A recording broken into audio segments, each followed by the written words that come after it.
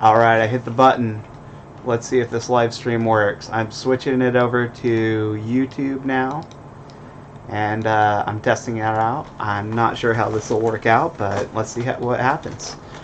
Here we have, since I'm switching this over to YouTube, I'll bring up a bit of introduction about my character. Here we have Link, the level 26 warrior I'm making. And this is the one I've been streaming so far. We have Priest, Bank Alt, Hunter that is just for personal play. Overall good times. Yeah, that was a bit loud on the sound for me, so let me adjust my own volume, make sure that's good. I'm not going to include any music until I get my other episodes figured out, so instead I'll just enable the background for classic music. And then let me check my sound levels. Bit quiet, but there we go. That should be better. And I have no way to read chat. Okay, not bad. We're getting there. Analytics. Okay, so everything seems to be going fine so far. Stream health says excellent, which could mean anything. OBS, no drop frames. CPU is low, 60 frames per second. Let's see what happens. Was just watching a stream a little bit ago that was having some issues. Plus, there's been a lot of DDoS going on with WoW. So for those who aren't familiar with it, we're here in Ashenvale, the Ashenvale Forest of the Night Elves. We've been doing some low-level quests in the zone, but I really want to go. I want to hit up Stone Talon Mountains, get the flight path, then work my way over to Wetlands where there's a lot of quests available, plus my level 20?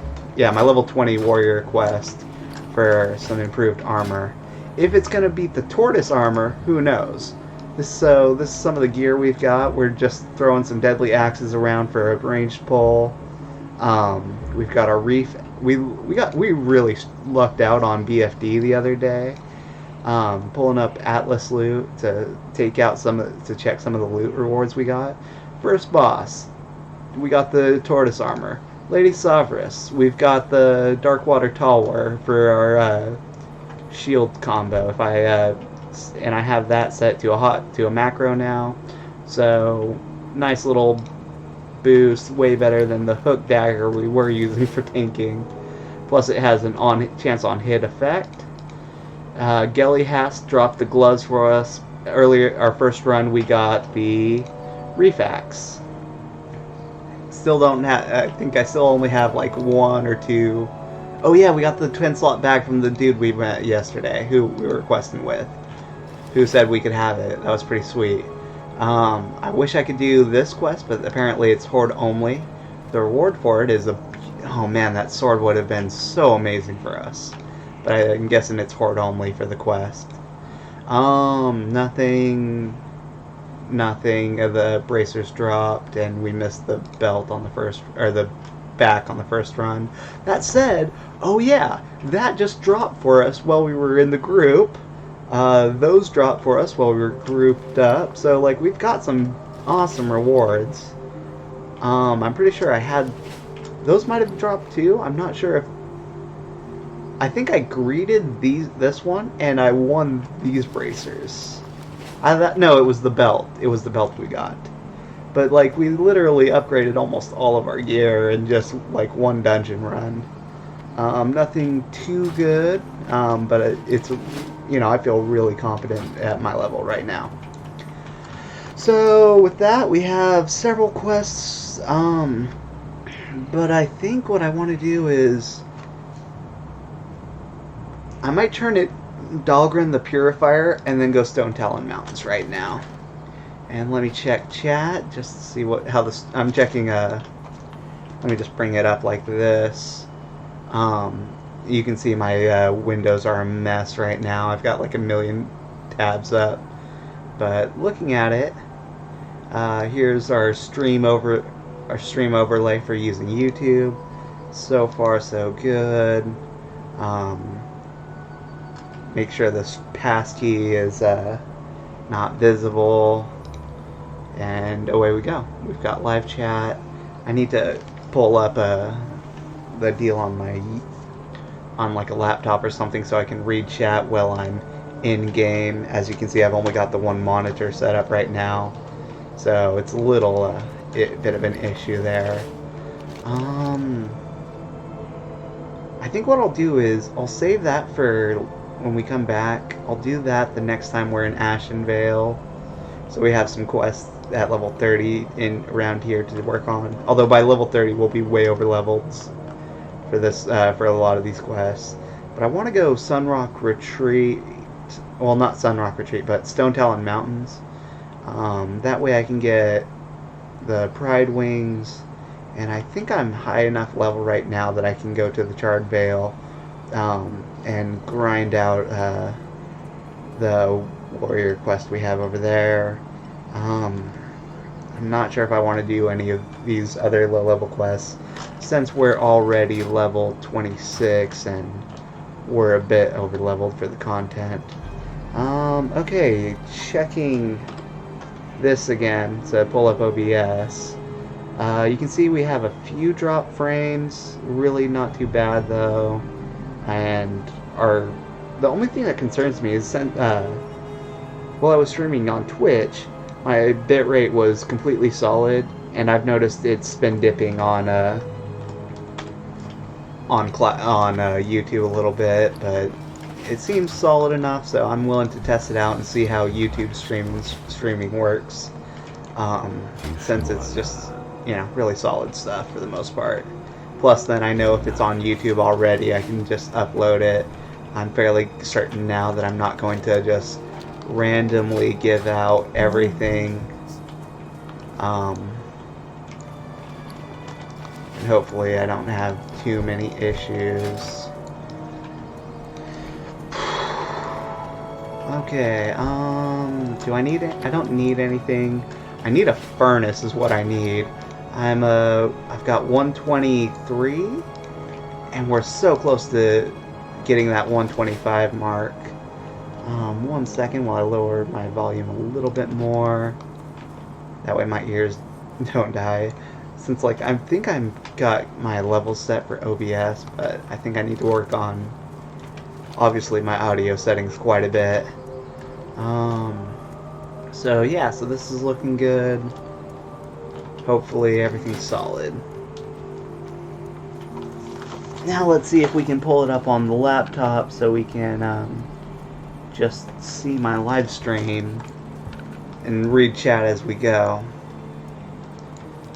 Plus, I like having it going just so I know that... Actually, let's follow this path. These guys seem to know which way they're going. They're probably going Desolace at their level. A warrior and a hunter. And the... Oh wait, no, that's a priest and a warrior. What on earth? They're like a perfect pair.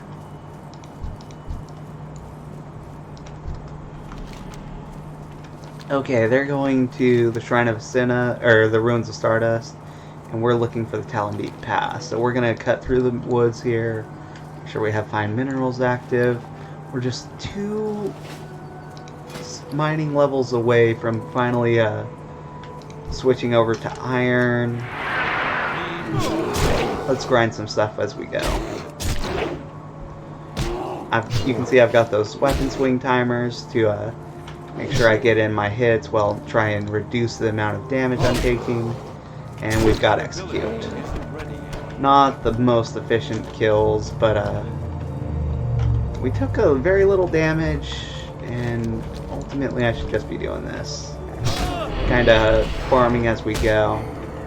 Get that battle shout going. Try and reduce the damage we take. And, you know, if nothing else, we're killing stuff as we're going on a quest. So, just solid XP. I mean, that's basically the name of the game with Classic. Everything takes a lot of time, and you've just got to be as efficient as you can as you're going. I'm losing a lot of time doing this. Lag. Holy cow, the lag. How's the stream? Oh god, the stream dropped to nothing. Okay, we lost streaming. And it's back. And that was odd. We took a lot of damage in that fight, so let's do some attack weaving as we go. Get that hit in, run away, and you can see that's so frustrating where we still get hit. Okay, let's just kill this and get that overpower in, get the loot, and we'll go to find Talon Deep Path. Oh, this little cliff here. So one of the things with the map is you have to know which way you're going. You either run way to the right and find that path, I believe, up, or you kind of have to find a ledge you can jump up over here. Maybe this deal. So, you know, like, this is such a classic thing where pathfinding is a real challenge in this game. And apparently there's a hunter, so perfect. That means we can charge in, get that extra little damage, help them kill it a little bit, and make our way. Plus we get the rage to keep Battle Shout up. Stream, don't let me down. Okay, looks like we're solid, but here's the Talon Deep Path.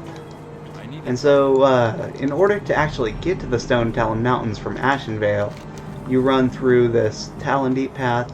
The other alternative is to run to Northern Barrens, and over here there's another entranceway. Oops. Pay attention to the game. There are a few, you can see branching off tunnels that can kind of make you a little bit lost in here. Not like anything like the Barrow Deeps from Night Elves or any of the other ones. Thrashblade, oh my gosh, that's beautiful. Desolus, if I'm not mistaken, that's for a quest reward from Marden, so he should be level 40 plus. Yep. So if you pull up Marden, where are we? Make sure we're still on the path. Level 46, and from who gives you the quest reward? One second. Let's make sure we're following the pathway. Okay, just stay to the right. Again, I don't think you get to see where that comes from, because like it should be one of these quests, like it should be a quest reward, but again, I don't know where you can see that. I wonder if Atlas Loot has a search function. Okay, but now we're out of the Talon Deep Path and we're here in Stone Talon Mountains.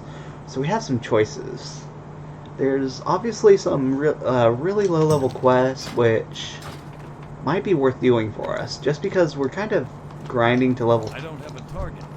To level 30, but you can see like there's very okay, there we go. We got Battle Shout up, but we got red.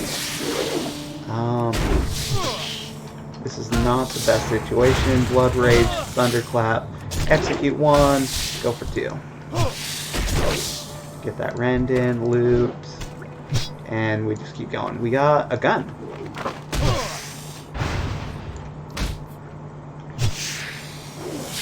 Okay, and just go for that execute finisher. Okay, I want a quest, but do I really? Level 4. You know, I'm gonna send that on to my hunter. It's just a nice little reward. Once I get that hunter up to 14, that's gonna be such a DPS increase. 7.4 at level 14, and we'll be able to use it right away.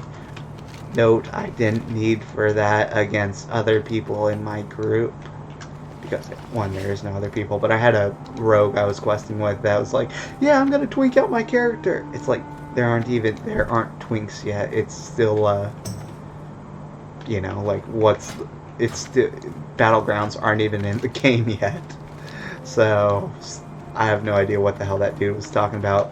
And I was so happy that you know, we only used it for a short time, but we got the Defias armor set in that run. Just carrying on. Plus, I'm looking for a little bit more tin, so it's best to kind of hug the mountains as you go. Oh, I'm debating. I'm really debating on if I'm gonna do this quest over here or not. Okay, decisions.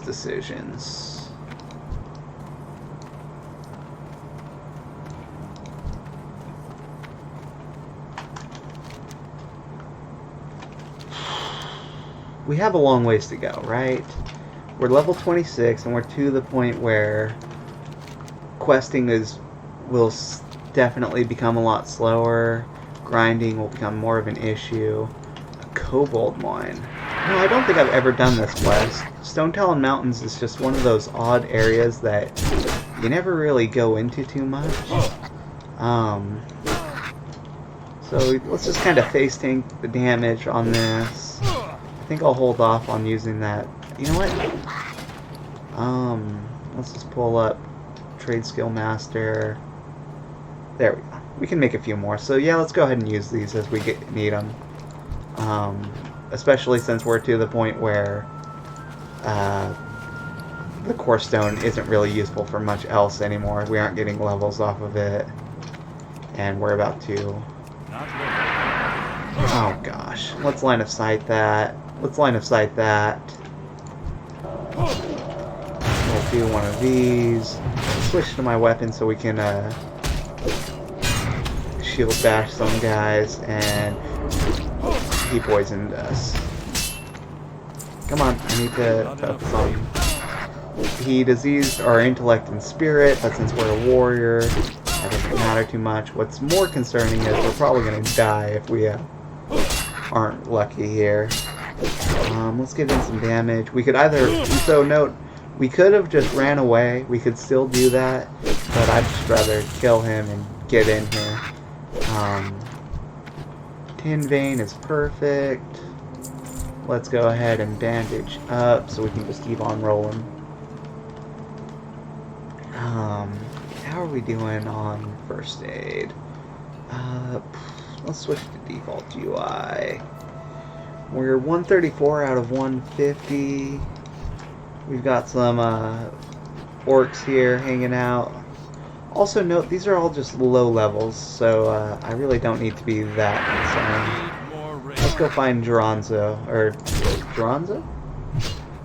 Gerenzo. But there's lots of tin in here, which might make this worthwhile.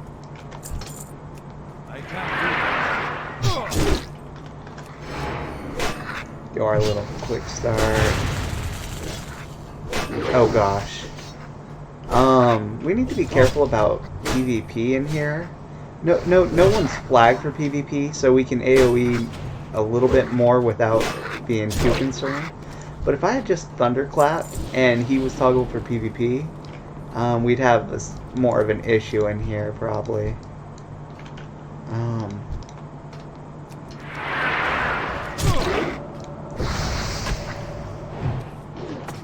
Of course he's a caster, but we're just gonna kill it. And execute. I'm out of range. We'll grab one node and then we'll give him a chance.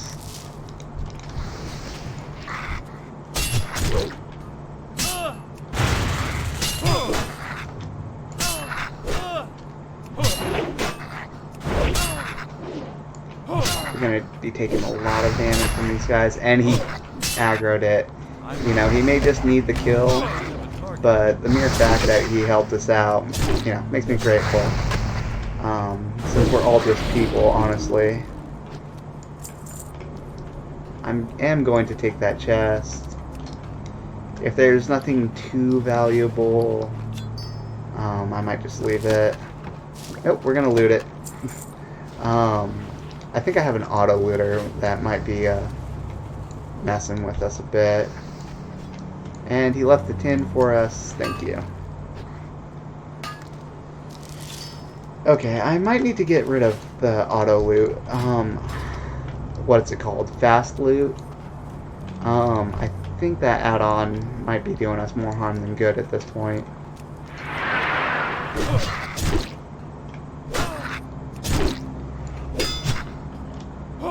Oops, overpowered. Just checking stream again. Stream seems to be doing okay.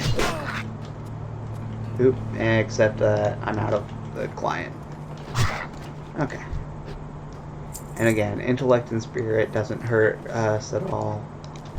Maybe the spirit slightly, since that's a sort of useful thing. Let's just aggro it with the blade, with the deal. Make sure he's not PvP'd.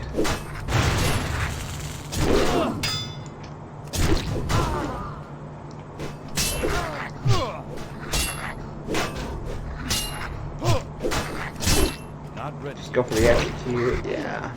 We lose out on all of our rage when we do that, but just getting that extra hit in a little bit quicker means we take less damage.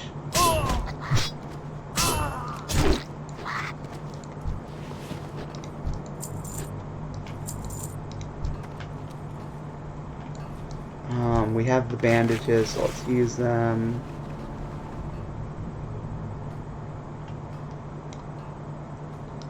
And then we'll just run in and kind of just want to charge that one if I can. Need more rage. Plus, the warrior will benefit from us clearing stuff while we're in here. It's not the worst thing to ever help a horde, especially on a PvE realm where we're all just trying to level up and get, you know, into the like raids and stuff.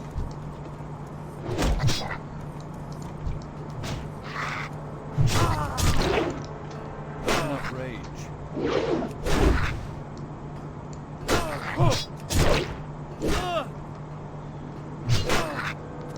And killed.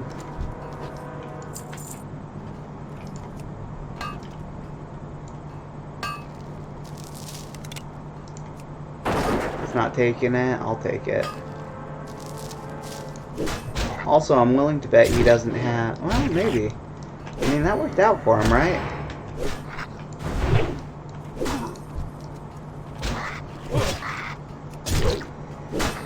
Okay, so note, we're looking for this guy, Jorenzo, and we're trying to figure out how to get to him.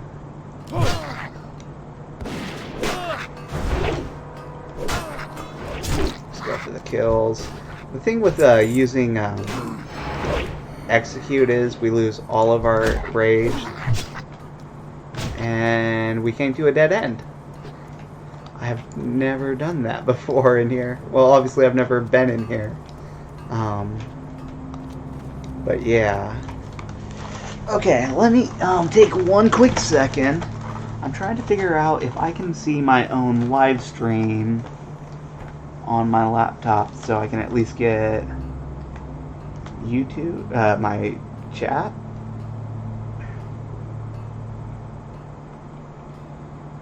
Let me see. Okay, I think I found it. But where's...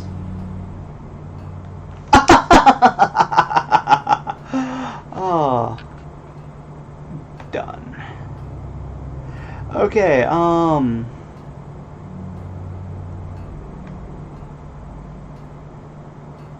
might just be an idiot. I think I was streaming to nobody because I had my visibility set as public.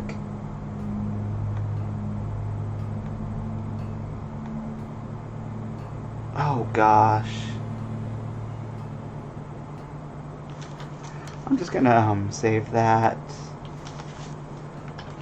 I'm also gonna tweet out.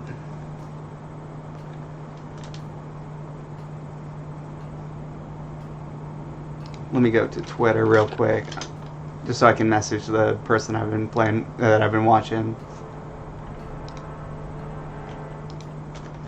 Ew.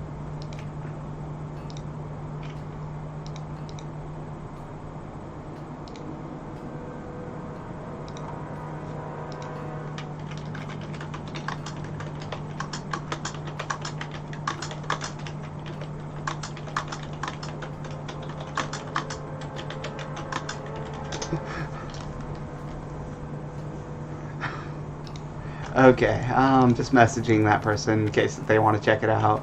honestly, I could use someone to hang out and chat with.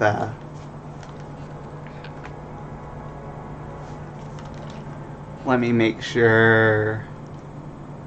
Let me actually go to my chat settings on here.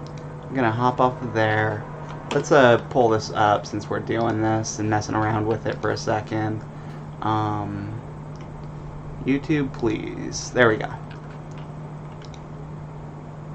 Okay, we should be streaming our OBS,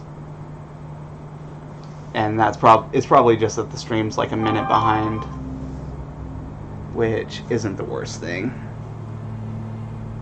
So let's see. So we're streaming WoW. Edit. Let's make sure we're public on here. Public, good. Okay.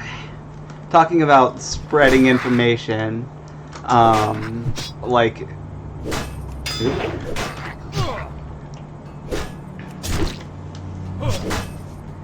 And I literally think I just showed everything a little bit. Nothing too personal. Obviously, just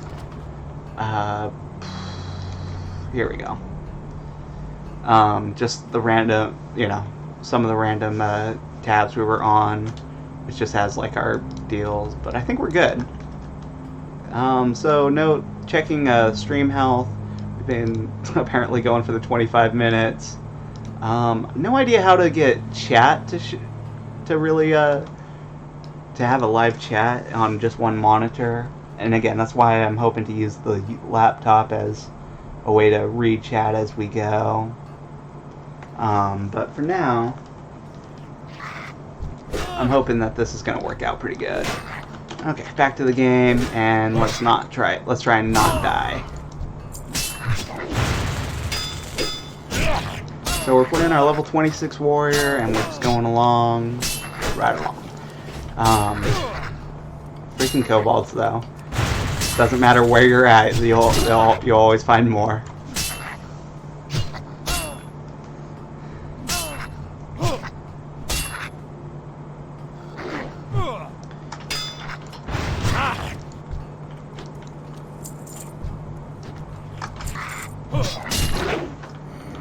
We might just die here because, well, okay, we're not going to die. We have potions. We'll kill this one. We'll bandage up, and then we'll try and figure out how to go find Lorenzo. So let's get to this. We killed that one. We'll bandage up. Let's take a quick look at how the stream's doing. Stream is good there. But this is what I want to see, the chat. I just want this chat window to show up, to be readable. But I'm not too certain how to do that. So I'm checking it on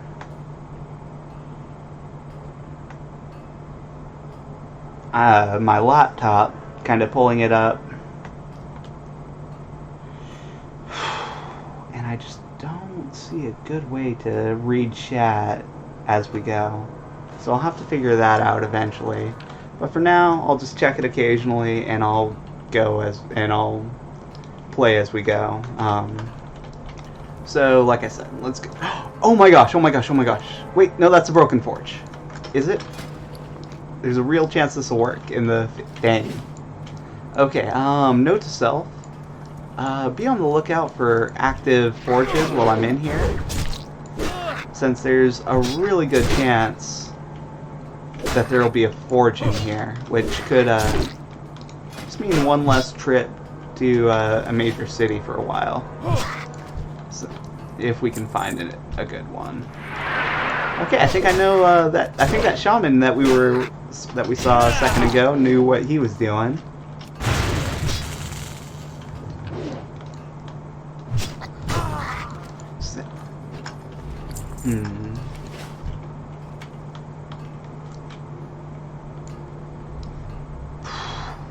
Looking for 1 DPS, Wailing Caverns, but we're way too high level for it.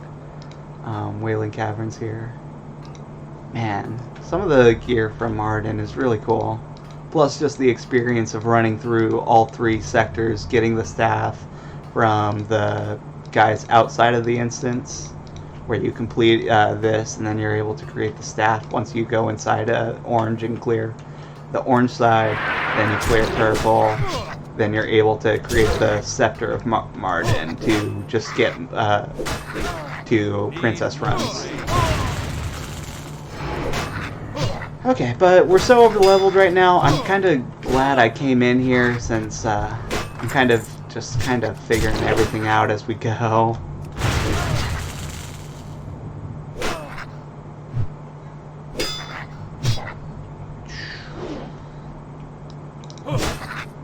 And I'm very distracted for sure, trying to figure it out, all the nuanced stuff that goes along with streaming, and streaming on different platforms even. Oh, if that's not a working forge, I would be... Okay, you know what? I kind of just aggro a lot, and will activate Retaliate. Those will all die. We'll do that so we take less damage. And... Oh, come on. He's gonna aggro, isn't he? Is he? I would be very shocked if he didn't pull more aggro. Okay, so note, retaliates are 30-minute cooldown, and there's the aggro. I should have bandaged while I was fighting. Now we have to use one of our potions, since we didn't bandage up while he was running away. But again, we're still not dying here, so that's good. But another chest, heck yeah. Let's see what we get. And again, I need to disable that add-on the next time I log, because it just auto-loots chests like that. I mean, it's definitely a forge, but it's not a player-usable forge, which is unfortunate. We don't need the milk. The bread could sort of be a little useful. We've been taking a fair bit of damage as we go. Let's skip some of these ads. Oop, we got an overlord. Let's just charge in. We'll aggro 2, but we've proven that we can kill 2. Get our rend on both of them, and we'll just burn down the weaker one. Go for that cleave damage to hit both. And make sure he can't run away too fast. We had a miss, so we came in with that overpower, and the overpower has increased crit, which is why that does so good. Mana potions are useful, so I'll save that until we actually need the inventory space. Same with a lot of this kind of stuff. Ooh, lesser healing potions. Those are great. So I don't feel bad about just spamming those. You know, whenever you have a lower level healing potion that you can just spam, you know, feel no regret using it as often as needed.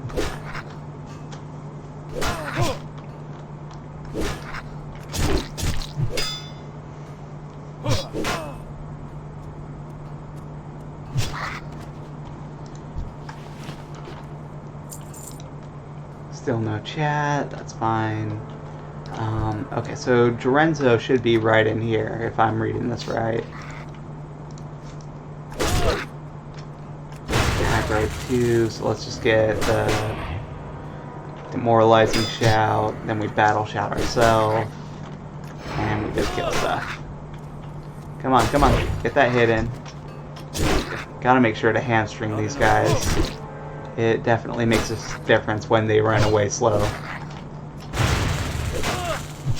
And execute.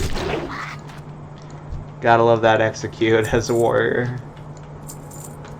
Plus I just have that nice oh god. This is why you save things like retaliate. Look at that, there are 4 of them. 5 if you include that as an ad. Here's what I'm thinking. How much space do we have? Need more aid. I don't think this is doable, but we do have intimidating shout.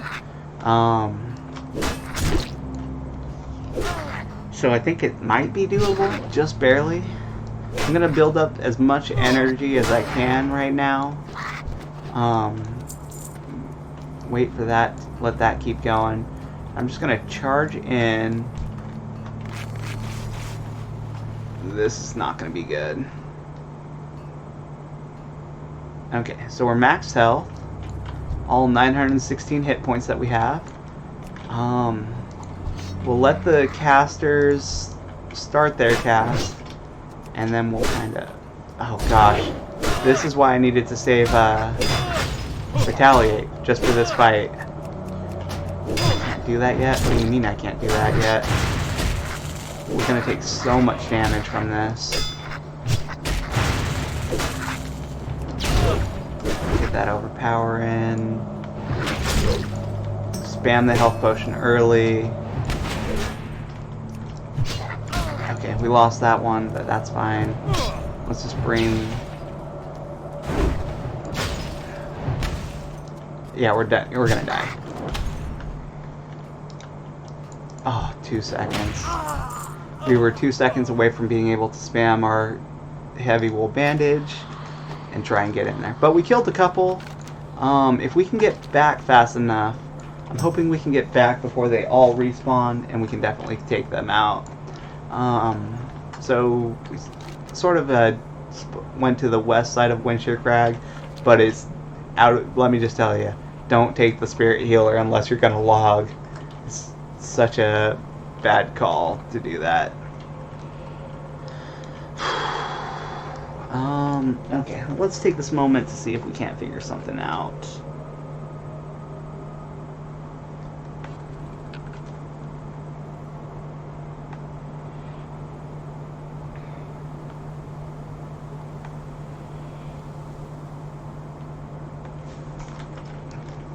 Oop. So, sort of went to the west side of Windshear. Just pulling up the stream on the laptop. Trying to find a good way to read it. And I'm not sure if there is a good way or not. YouTube Live is a little clunkier than Twitch, as far as I've seen. But it does have some good features about it.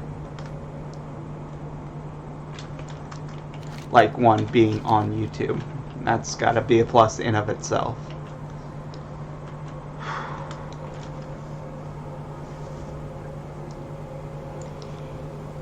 Let's see, where's the entrance? There it is.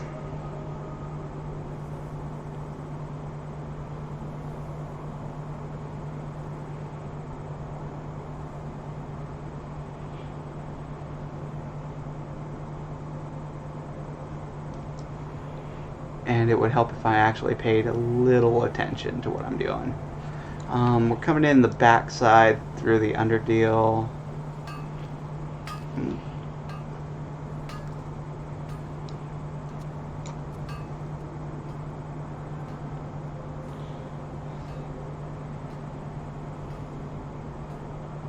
I'm just sending a message real quick.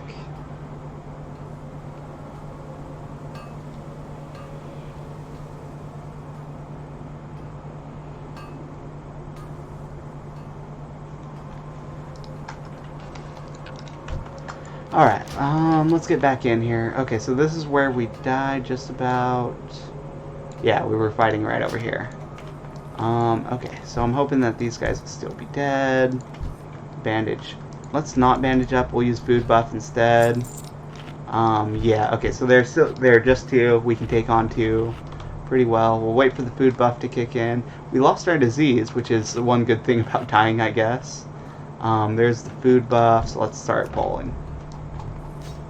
Line of sight them, so they have to get a bit closer to... Oh gosh, too soon. I need to get closer.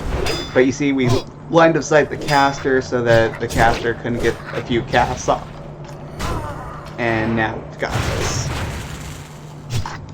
There's one. Oh gosh. It's a good thing that one was hamstrung, otherwise that would have been an early grave. And we'll kill this one off. Get that execute in for that finisher. Execute's such a good ability. I'm just gonna pop this and charge the next one. And there's our goblin. Piznik for Jorenzo's order. Oh, that's the quest he has. No, his name is Piznik. Gotcha. Look at that. We barely, Isn't ready yet. you know, because we had to die and run back this way. Just gotta be mindful of repops on so much. I can't do that. Not enough rage. Get that hamstring in and execute. Yo! Dorenzo's orders. You know, I was once the second most important person here at the site. That all changed when Dorenzo took over. Fired my boss, Ziz Physics. He sent me down to work in the mines. Ziz told me to stay here and gather information, though. His new boss will pay us well if we can find out where Dorenzo's plans are. Anyways, what do I know is that Dorenzo has ordered large amounts of this gold-green ore to be mined. I can get you a sample to bring to Ziz, but you'll have to watch the patrols while I get it. Get the mysterious ore from Piznik after he finishes. Keep it real. Okay, so he's going to have an event go on. That's probably why there were 4 guys sitting here, is someone started the quest, failed it, and that can happen, apparently. I think it's a bug where you can see someone died there, and that's not our body. Here we go. We've got ads. They're all vermin, so they should be easier. But I'm guessing there will be some harder mobs. Oh god. 20 minutes. Okay, let's just start cleaving. Make sure they all have... Oh god, and an ad. Spam the potion. I can't drink anymore yet. Yeah, we're not going to be able to do this solo. But I'm not going down without a fight. Oh, I should have intimidated Shout. I bet it would have worked. But we failed the quest. I think I'm done trying that one. That's obviously a group quest. But it's the kind of group quest that's probably worth doing. Let's take a quick look. Where were we? Okay, pull up our WoW wiki. Dorenzo's orders. So it's a 2-part quest, and the reward is 4 stamina, 3 agility, male boots. I can honestly skip the reward. Doing the quest though might be worthwhile. Hard to say how much exactly XP and rep we'll get, but 150 rep with Ratchet wouldn't be the worst thing in the world. Okay, so I always forget about this. There's so many different abilities and stuff. So many different tools at your disposal.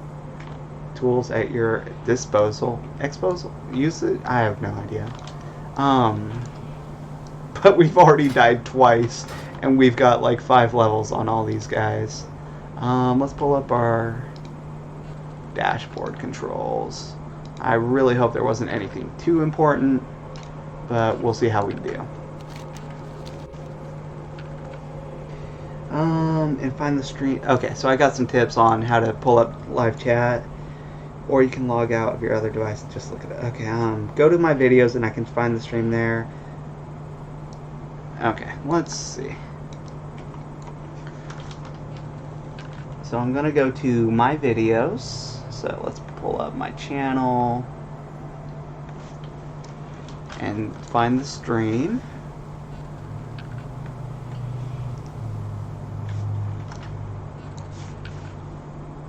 There's my stream. Got some tips on how to pull up. And there we go. Now we have chat. Oh, sweet. And heck yeah, Crystal, welcome. Okay, so we can actually read chat now. Never mind, found it, lol. Normally I have chat pulled up on a different monitor or different device. You could pull it up on your phone too. Okay, so now we can talk and hang out. We've got chat going. Sweet. Thanks for the tips.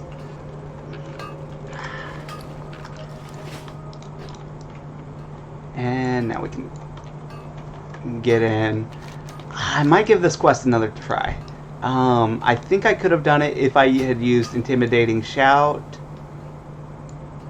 And if I can kill those guys fast enough. We obviously failed, so we'll have to abandon it and retry.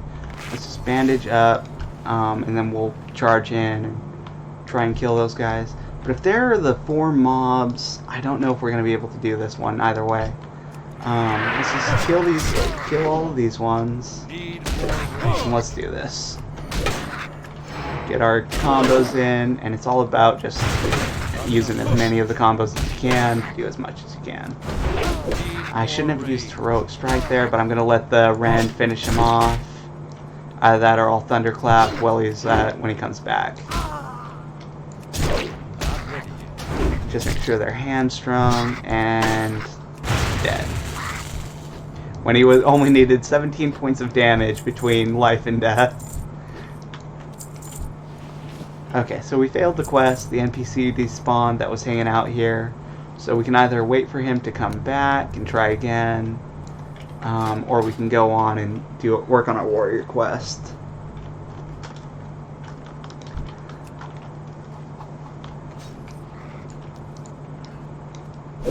Also, let's keep our fine minerals buff up. There's 1 tin vein, and oh my gosh.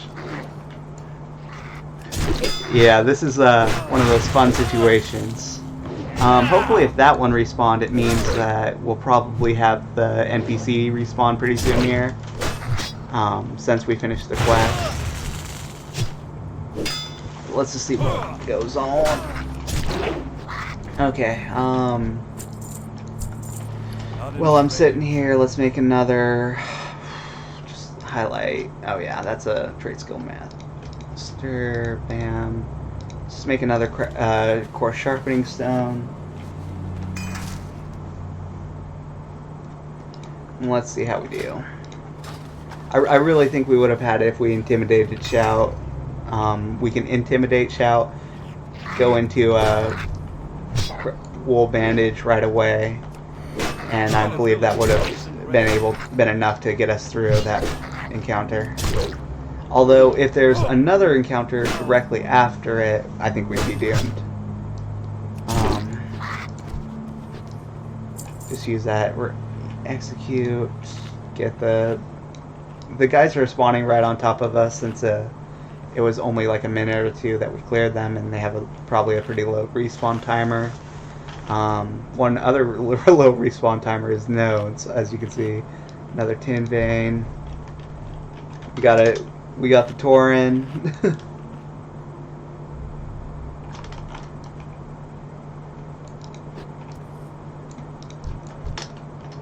Who's probably not happy about where they spawned in.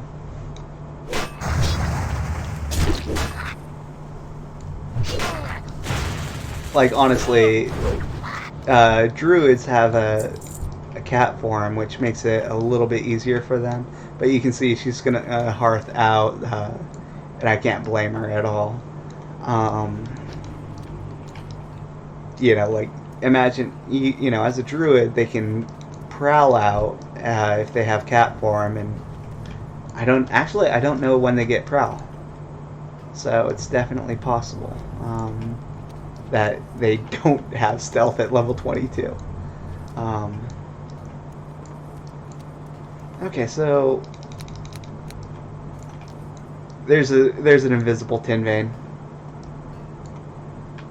It could be on another level is usually what that means. Like, it could be above or below us, but I'm not too worried about it.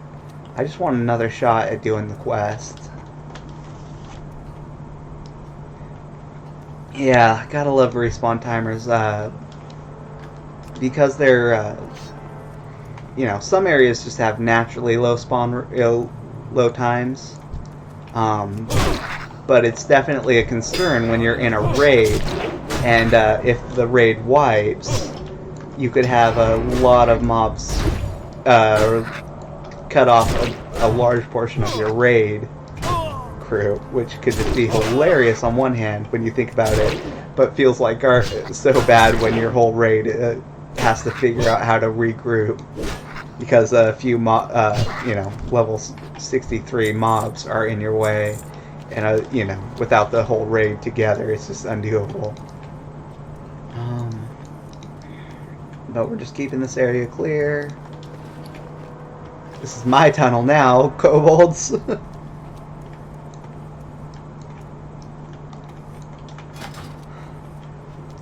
Okay, retaliation only has another 11 minutes, so we should be able to use that again relatively quickly. Relatively is the main thing, but we're just rocking it. I'm digging this whole warrior setup we have at this level, since this is exactly how I designed to play it, where I'm going full arms right now. And again, got to keep up that hamstring. But we have the improved rend damage, the tactical mastery, so we can stance, and keep some rage built up, which is very useful when we need to do things like shield bash or taunt, as I've shown in different groups. Are the raid trash timers quick? I know in current WoW it's hours before the trash respawns. The guys are gray. Do they still give XP? So note they're green for me. So yes, they do give XP, and you can see that right there. Quick is a relative thing. Like if the raid takes 4 hours, and the trash respawns maybe like after 30 minutes. What's up? 30 minutes can be fairly quick when you're doing a multi-hour long raid progression. Okay, so let's try this again. Let's help out Drenzo. Let's start building up. We have Intimidating Shout. We won't have Retaliate active, but I think we can do this as long as we kill stuff quickly. So here we go. Let's charge in. We got 3 on this pole, and we'll just keep our buffs active, and we'll just grind them down. I probably should just burn the tunnel rats first. I imagine they'll have less HP, but similar damage. Let's go for that cleave damage. And, oh crud. I might just need to kill them as we go. That way they can't run off and aggro more. Come on, give me the kill. I'll execute you if I can. Come on, one more hit, and then... Nope. Alexa, stop! Gotta love Alexa. Okay, we got one more. Okay, we have to worry about respawns now. But we're gonna kill this one. What sucks is this is biting into our time to recoup between poles. Let's just loot. Food? Let's just go for the food. The food won't put the first aid cooldown on us, and it will refresh our food buff. Note the food buff is only 15 minutes, so it's not a best idea to spawn it. But right now I need to make sure I have enough health for the next mobs that are going to spawn on us. Plus we'll have mobs that are naturally in the dungeon. Okay, there we go, there we go. Let's start.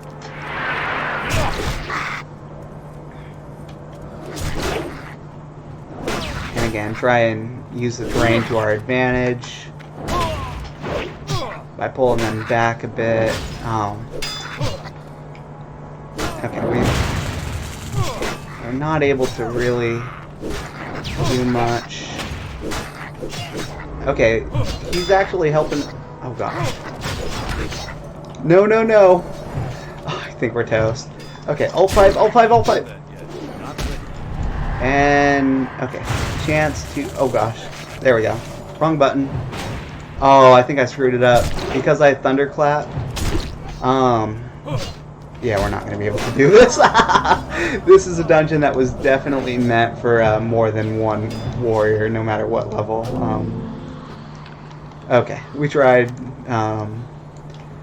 So what I did there was, so you can see my hotkey is Control 2 and Shift 2. So I accidentally hit Shift 2, and I'm pretty sure I broke the fear so I had less time to get the full heal off. And then I think I ran out of my big health potion as well. So you can see I've got 0 of those, so I'm guessing I was a little too liberal in my health potion usage. Ran out of an important resource during a fight, and ultimately paid the price for what was a tricky fight in of itself. Okay, we tried. It was definitely fun to try. And that's sort of what Classic's all about. Just, hanging out with people, trying out different stuff. Let me pull up my macros. We have the ever-important dance macro. Cheer. A lot of these are just social macros, but the log out one is fairly good to have ready. Especially as a rogue, where you can just stealth and then, log out and stealth. But as a warrior, I don't know. It's not a solo deal right now for me. Not that we couldn't have gotten far. Like I said, if I had retaliate, I'm pretty sure I could have done that one. I just had used it a little too early. Gotta manage your resources.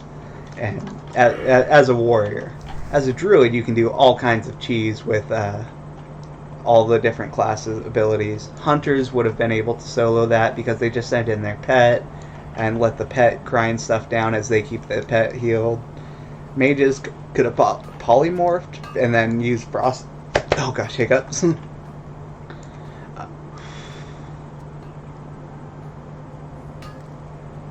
Okay.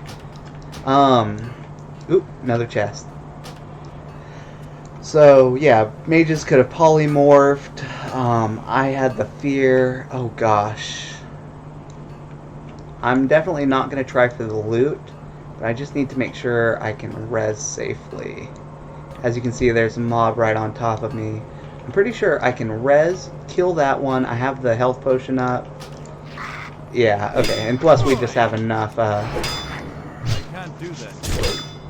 health as we regen that we're going to be able to kill this.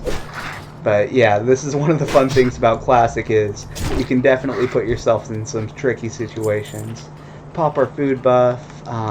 Again, it's only 6 stamina and 6 spirit, but that can mean a lot of difference. Having 60 hit points where it's only the... Wasn't the first person to max this time a mage? Yes, I'm almost certain it was. Mages this time around, we're doing a lot of cool tricks to grind out dungeons fairly well. So one of the interesting things that you wouldn't have thought of doing in original was just grabbing whole dungeons, like whole wings of Scarlet Monastery, and then having 3 mages and a priest, plus like a warrior for bosses or something, or just, or to go and grab all the mob's attention, or like 4 mages even. So they'd literally use mages to just AoE instances. Yeah, the longest time was for like Joanna, but Joanna was, doing it, based on how you'd think the normal game would be, right? Where you're constantly questing, grinding mobs, trying to be as efficient as possible. Whereas a lot of the pros, a lot of the things that have been found out on private servers is just, private servers are all overtuned, according to the, actual people who know every nuance of the mobs. All the different stuff. And so, because people found out that the mobs were so much weaker in actual Classic, you could literally just have groups of 4 priests able to AoE everything down, and so they'd pull like huge amounts of elite mobs, and just like go to town basically. Plus, mages have a lot of great tools as it is, as long as they aren't being hit. So 4 Frost Novas, lots of blizzards, and they can basically AoE down anything. And there's been a lot of, just just experience, practice, and people have gotten really good at that sort of deal. Okay, so let's grab this tin vein and let's get out of here. Here's another little interesting bit. Just you saw how I got lost in this instance as I was coming in, and yet if you see when I died and came in, it was actually a much shorter path. Just having the right pathway in can make a huge difference in dungeons like these, where it can be very efficient if you know exactly which one you want and where you're going. So much of gameplay is all about how much knowledge, right? You live, you die, you learn from your mistakes, and you try different tactics. Like, for instance, this quest we failed. It was a quest I've never seen, never really tried before. But obviously, it's more like a group quest where you need at least 2 people to do it. Or at least you need to be much higher level than the mobs, or have a lot of solid tactics to deal with multiple mobs. As a warrior without crowd control, it's definitely a bit tough. And I am by no means the best warrior ever. But things like attack weaving, totally, a strategy that wasn't in the game for a long time because no one had thought about doing stuff like that. Or at least the common player hadn't considered just how the weapon swing timers can be affected. So with attack weaving, what you do is you get a really big, slow, two-handed weapon for maximum damage. You'll go in, you'll hamstring them so they move slow. Then then as long as you're watching weapon swings, you can hit them, theoretically move out of range with the hamstring, and then move back in, so that way you don't take a lot of their small attacks, and you can go in with big hits. So even warrior leveling has changed, and is much quicker than it has ever been in the past. So AoE mage farming for mages has been refined like that, and there's just so much information that just is definitely different, or not different, but has been learned over the course of time that just did, that guys like me, the average player, I'm assuming I'm average. I'm definitely not pro, I'm definitely not an idiot, but there's so much nuance to the game that you can really dive in and learn so much. Which is just how games work for the most part. Oh gosh, voice crack! Okay, there's another guy clearing this. Let's greet him. Hey guys. When you see a huge level alliance come through, I bet those guys were like, holy crap. And then I think we took the wrong exit again because we just went out the way we came, whereas you can see there are 2 entrances for this kobold mine. There's the one up here that we used when we were alive, and then there's the one down there that I think is actually a much quicker path. Here's another example, questing, right? So I have an add-on called Questy that shows me everything about quests. It obviously isn't perfect, but it shows me where all the mob locations are, where even the quests are, what level range it says the quests are designed for. So much more information that just streamlines so much. Your friends in Stranglethorn Vale Horde, though PvP realm, that is no bueno. Like, if he's not in a group while he's in Stranglethorn Vale, that's just gotta be so frustrating for him. Like, you can imagine, we were around those guys, and we're just here in Stone Talent Mountains. No, those could have all turned into huge fights on PvP servers. One of the interesting features of Classic on PvE realms is PvE, you can always turn player versus player on or off, but it's a choice for the player. On PvP realms, you just get ganked. And that's one of the things about having official servers, that most private servers are always going to be PvP realms, since they're dealing with a much smaller population. Even on big realms like Nostalrius, there's just so many more players on official servers now than there have ever been. Just so many people love this game and can get so much into it. So there's this,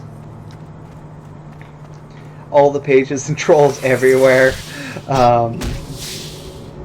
Yeah, I personally prefer PvP servers myself, since, like I said, PvP is still a choice on PvE realms. There's definitely going to be large-scale PvP events. It's just, like I said, having choice sort of matters. You can always join a battleground, but this way you can still get through the content. People are focused on clearing raids and stuff. Let's turn off friendly nameplate. So here's Ziz. He wants us to get the blueprints. I'll grab the quest while I'm here. Note, I'm probably not gonna do it, just because I really, this is definitely a low-level quest range for me, but it's just on the bottom end of the scale. So these are gray mobs, so these won't give XP.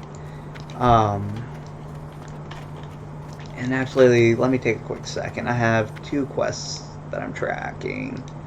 Complete and Culling the Threat. So these are Ashenvale quests. If I'm not mistaken, Doll Broodclaw gives a rather cool little item.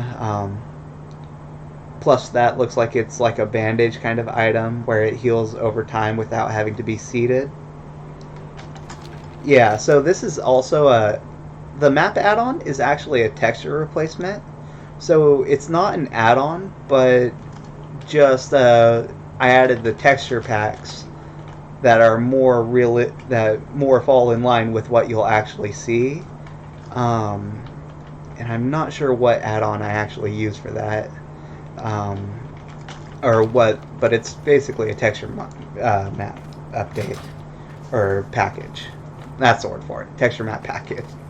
And that's just so you can actually see where all the pathways, where all the obstacles are.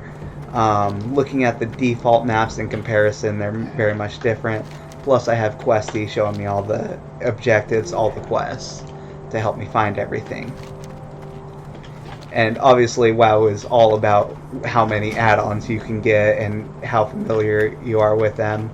For me, I have Atlas Loot, of course, Auctioneer, Bag None, so I can have all of my bags in one deal, and I can also right-click it to check my bank from anywhere.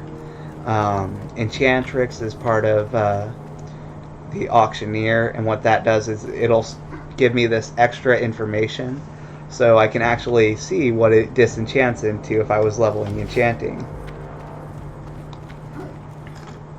Yeah, the default UI maps are kind of hard to navigate for sure, because you'll see them like list pathways, but then have to actually figure out. Hey, you're a tall one. Go to talk to a dude in Ironforge. I could grab that. I'm gonna be heading to Ironforge here soon, anyways. Also, I'm level 26. I don't think I have my level 26 skills.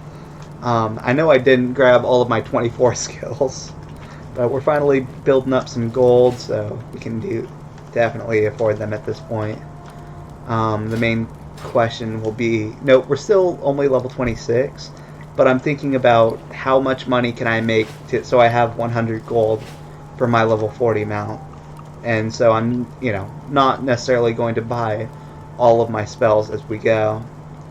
Cast Pipe's task. Master Mechanic. No, wait, no. Let's get a good voice going. Master Mechanic Cast Pipe in Ironforge has need of adventures. Oh my gosh, what's that Louisiana accent? What's that southern accent drawl? Okay, let's just read it. He's organizing Okay, so it's a quest to go do Nomer again. this is good because there are so many quests that start out in the world in different zones.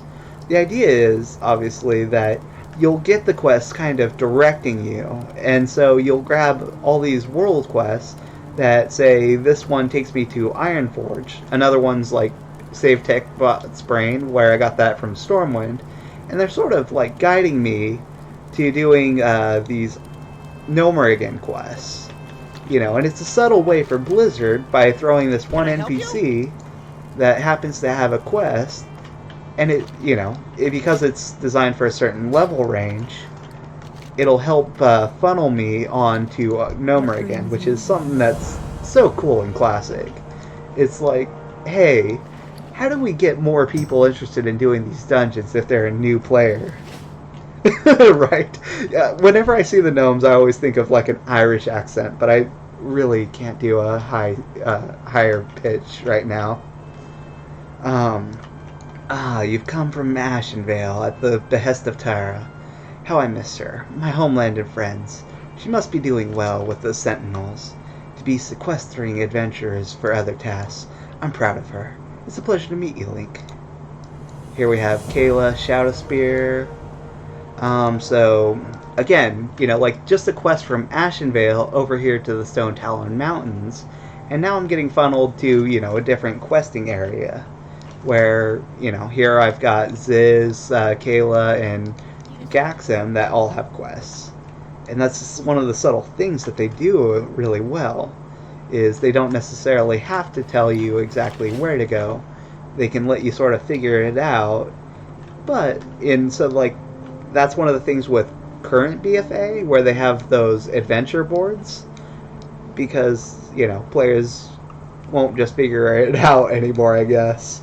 So you have to have a quest that basically teleports you to wherever you're supposed to go, hands you a 5, like whatever quests are in the area, and then, for me, I'm kind of cheating by using Questy, but it's such a different adventure feel, where you're figuring it out as you go along. You have to read the quests to figure out what you really should be doing. Obviously, I have Questy, so I can streamline that process a fair bit, which is helpful for some of the more vague quests. The situation here in Stone Talon is obviously grave for a Night Elf and Gnome to be working together. It's obviously grave for a Night Elf and a Gnome to be working together. Gotta get that emphasis in, right?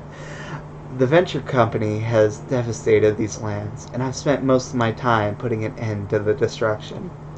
Do not judge Gaxum prematurely. He understands the need for us to work together. If you would aid us, then start by speaking to Gaxum. I'm sorry I cannot send you back to Terra with good news. Yet, perhaps soon. Farewell. So let's go talk to the gnome. And that's just another quest, deal. So we had the quest from Ashenvale, right? And she said, hey, go check on my friend in Stone Talon. Note, you wouldn't even know exactly where to go to turn that in to find her, because the quests can be so vague that it's like, imagine if I had Hearth right now before turning it in. All I'd have for this quest information is, 1 second, gotta find Stone Talon Mountains. In fact, where is it? No, that's to go to Ironforge. Also, my quest log's filling up. On guard in Stone Talon. So all I'd know is, imagine if I had Hearth, totally forgot where I was supposed to be, and I read, the situation here in Stone Talon is obviously grave. That's all the information I'd have, and I'd have to Google who's Gaxim, where is he. Hi, how are you? That's where things like ThoughtBot came from, and just because of how difficult it can be figuring out what you're supposed to be doing sometimes. Treacherous. No. Treacherous and dangerous. That's what this land is. But I'm here to show the Night Elves that it's a little safer with the help of good old engineering and a dash of magic. See, swearing off magic completely won't help the Night Elves. They need it. The world needs it. And with engineering and alchemy to boot. You can't go wrong. The possibilities are endless. So that's something. The Night Elves have all this lore about the Sundering, the Alrighty then. the not the Cataclysm, but the Sundering of Azeroth, the Well of Eternity, it's the whole reason they have Teldrassil and why they're foregone magics. When they basically 10,000 years ago went through the Well of Eternity and had the land basically, the Burning Legion get summoned because of their influence with magic. So that's the lore behind all the Night Elves freaking out whenever someone's a mage, and why they don't have any mages in Classic. Gnomes Respite. You see, Link, I'm a member of the Enlightened Academy of Arcanology, Alchemy and Engineering Services, and it's my goal, my duty, to show the Night Elves that a blend of magic mixtures and mechanisms can help save their forest. But it's hard-fought war, and the goblins reproduce like rabbits, it seems. I haven't even had time to build my newest inventions. I need some time to... Okay, so he can give us a kill quest. Oh yeah, I've got I have start attack set to spacebar, so that way if I switch targets I can hit spacebar and make sure I'm attacking. So he's given us a kill quest just to kill off a bunch of the goblins out here. And this is, there's so many choices to make. For instance, I can go on with oh yeah, I definitely read the Well of Eternity series, following Ronan and Roxagar plus the Dragon Crassus. Loved it. So I have a lot of possibilities here, where I can go do quite a bit of killing in the Windshear Crag, which is honestly might be one of our best ideas for just random questing right now. But you can see I'm still getting so much XP just by making sure I'm constantly killing stuff, doing quests, and just sort of taking my time to enjoy the world is a huge part of it. So I'm going to do Pride Wings of Stone Talon first. I don't know if I want to do these, like I said, I don't really know if I want to do these Stone Talon Mountains quests.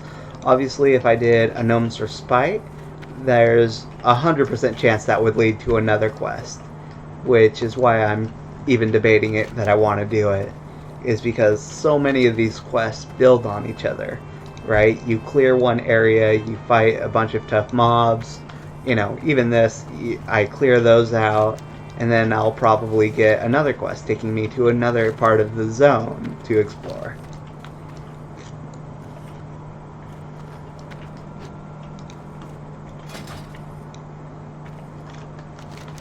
So there's definitely a lot of different ideas. Just checking my deal a little bit, checking my stream health. Everything seems to be going good. No drop frames. Live stream health is excellent. I think everything's going really well for me. Okay. The Pride Wings. Let's kill some of these. We need 12 Pride Wing Venom Sacks. So note, loot quests. Loot quests can be some of the most aggravating because you don't know exactly how many you'll have to kill before it completes. Oh, here's another issue I have. So, one of my Auctioneer is giving me this issue where I can't move items during combat. So I was greatly actually debating if I even wanted to keep Auctioneer active, simply because I can't move my inventory during combat.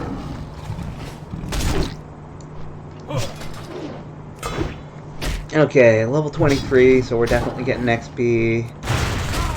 Note these aren't runners, so I don't need to hamstring them. I'm not trying to attack weave.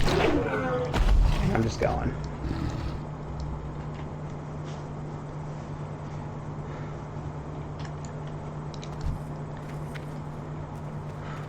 Stream's looking good. Thanks for the update as we go.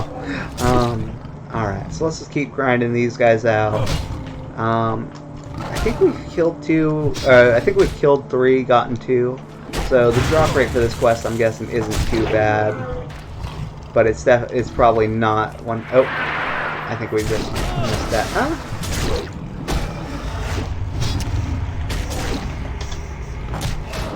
Didn't mean to ninja his kill.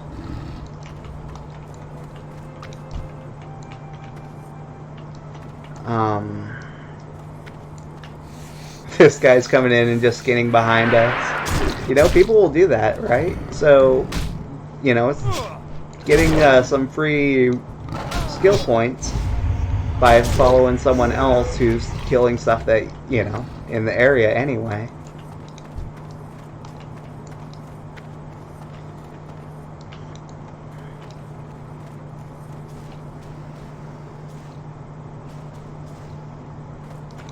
Yeah, if there's an update, that would be one thing.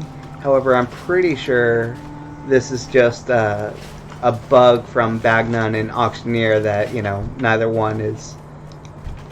When you have multiple bugs, you're bound... Or multiple add-ons, you're bound to get a few bugs popping up from just weird interactions between them.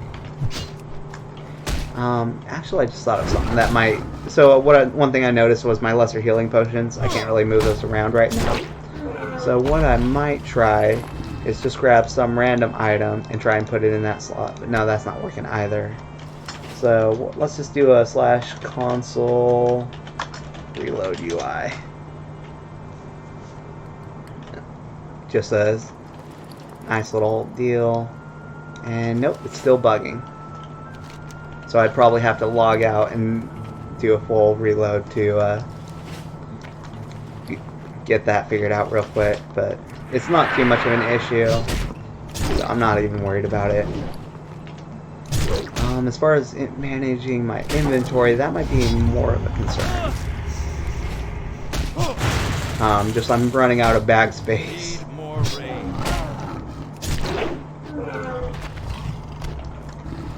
Okay, let's move the tin, the wool cloth. We've got a stack of 20. We need a stack of 60 for the rep turn-ins. I'm out of range. And overall, we're just grinding these down. Oh, here we go. Looking for healer for Mara Princess runs. That means that someone has built their Scepter of Maradon, so that way they can spawn the portal to skip a big part of the instance. So, for instance, oh gosh, did I just say instance for instance? Anyways, orange only goes up to Lord Viletongue, or Razorlash? I'm guessing it's Razorlash. Purple covers Viletongue and Celebrus.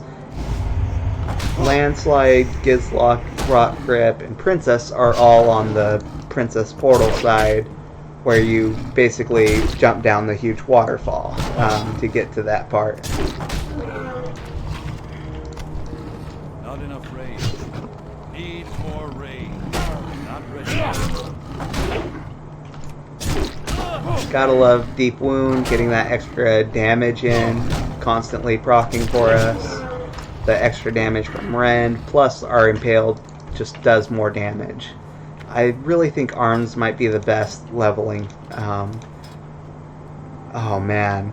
I once leveled the warrior defensive because I'd figure, oh, I'll just do a lot of dungeons, right? It was a big mistake. Never leveled defensive. It was just, oh my gosh, I learned so much from that experience and how aggravating it can be to try different things like that. But honestly, I've never really done arms because I've almost always said, okay, let's just go Fury, right? It's extra damage. It'll help us kill things quick.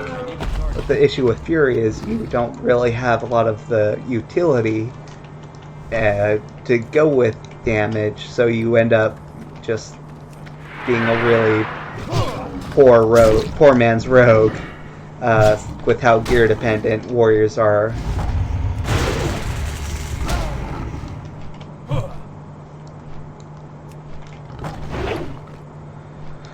Let's drop the bread.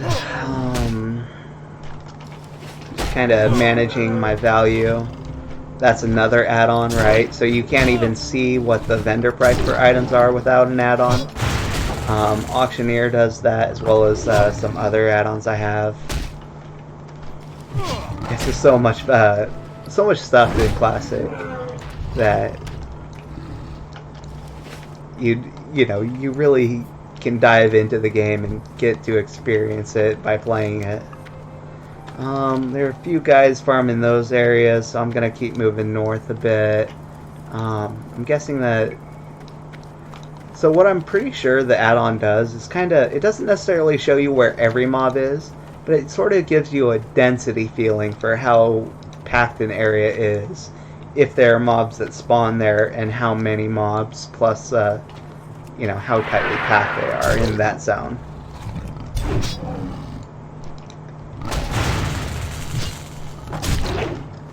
Okay, I'm just gonna drop the light leather. One of the nice things about having quests like Auctioneer is I can see if something is actually worth hanging on to because it has a huge market value. So if you see here the silver bar, or I can see the vendor price would be 1 silver 50, but I can see the market price, and note it tells me that I only have seen 115, but they go for generally 10 silver right now. So different cool things about that. That's just like very useful information to have. So should I hang on to this? I could probably auction off like linen cloth. Is it worthwhile? Different things like that. It's odd that can't load PSN tool well in combat. So it could be Trade Skill Master, this crafting UI add-on that I have going. That could be messing with my bags because the Trade Skill Master could be trying to load information about the add-on, the different items I have. And that could be messing with my bags and why Stubby's not working for me. Just, there's so much to it that it's hard to say for certain what's going on at any given time. I see another tin vein, and we're just about done with this quest. Make sure I didn't aggro that one. Not that I couldn't take on 2 at this point.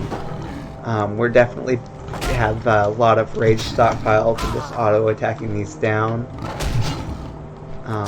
Oh gosh, there goes all my...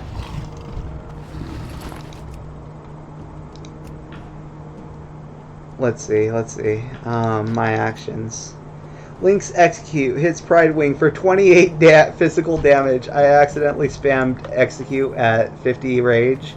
179 overkill damage. So that was like a 200 damage hit that I just kind of blew because I hit execute when I saw it pop up. So for me, I decided I wanted to get into the Thorium Brotherhood kind of questing, where you dive into Blackrock depths, plus then I can make the Warrior Best in Slot item. So I went mining, blacksmithing, plus I get my general secondary skills, right, that will help you as you level. So things like cooking helps give me that food buff. And it's just, generally a self-sufficiency deal to have stuff like that. First aid is basically a mandatory profession, just with how useful bandages are at all points in the game for a warrior. You know what? I honestly can't think of a single class. Like, even the healers will have bandages, because suppose they get hit by a big AoE during a group dungeon, they can use the bandage on themselves as long as they aren't tanking, and they don't have to spend mana, so it's a free heal. So, like things like first aid are totally important for everyone. Fishing can be marginally useful. It definitely helps level up cooking. I've, basically leveled up my cooking with the occasional random recipe, but and a big part of the fishing just as I go. So I'll spend some time fishing every now and then, which is why my fishing skill is up to 140 right now, and just kind of work it as I go. Fishing in Classic is a very interesting profession to work on, because so every level, right, you get 5 skill points to work it, to increase per level. Well, fishing you can level up anywhere. I don't even think it matters if you can catch the fish in the area or not. It might, but no. I proved that by having a missed fish and still leveling up. But it's based on the number of casts. So as you level up fishing over 200, it takes more and more casts of fishing to level it up. So as it gets closer to 300, it just takes longer and longer because it takes like 9 to 10 casts of fishing to get those skill points at higher levels. I need 2 more venom sacks. Is that right? Why am I not getting those 2 more venom sacks? Every single one was dropping them before. I'm gonna do something like that, just make sure. That ability isn't ready yet.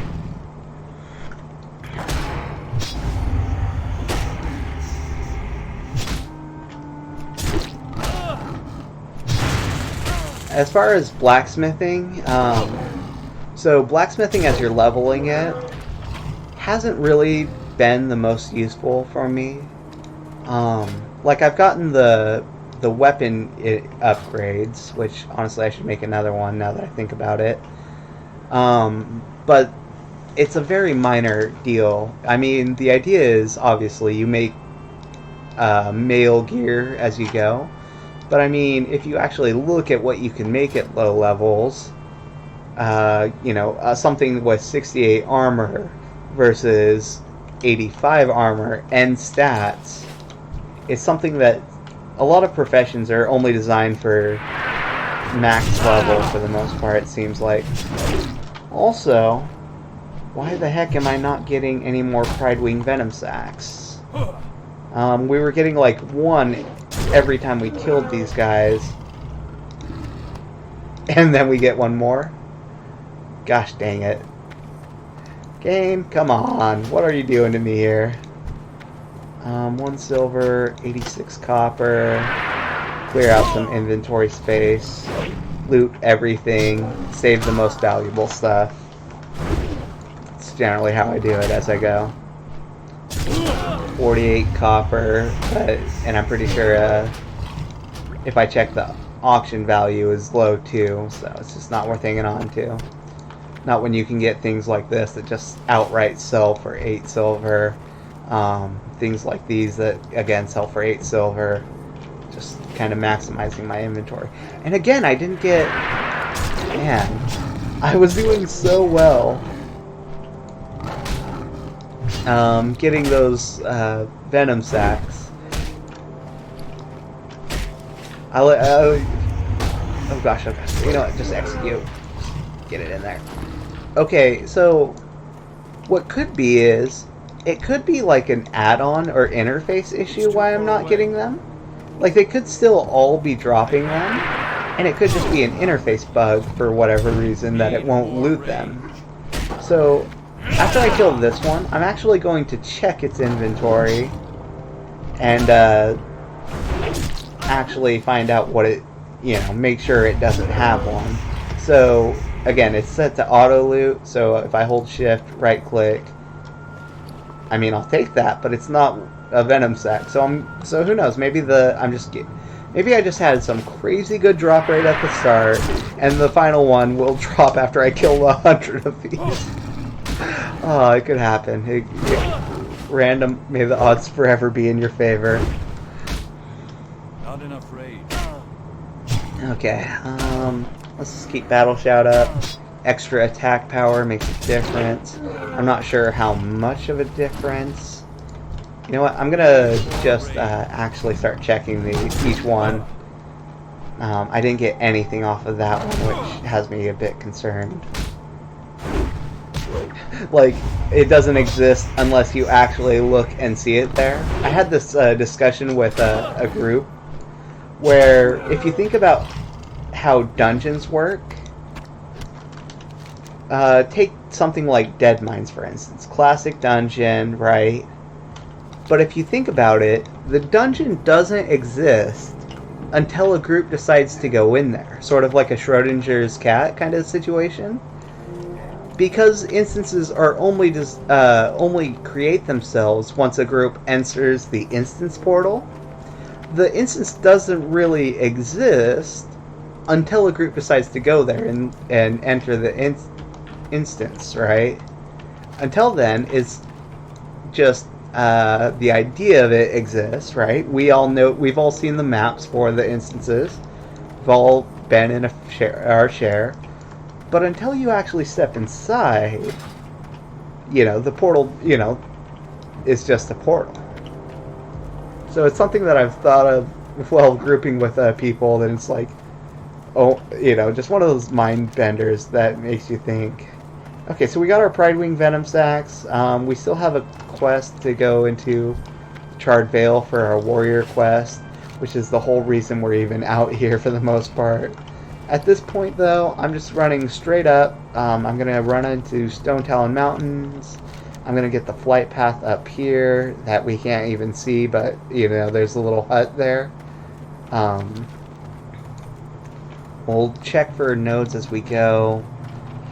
I'm going to need more blacksmith. I'm going to need to gather more copper, more tin, so we can keep working on blacksmithing. But we're almost to the point where we can make a full transition into iron. Right now we're in the Bronze Age. Maybe someday we'll enter a Glass Age. Anyone for Mythbusters? I've been watching Dr. Stone, right? And it's such a good anime. Definitely shonen, definitely.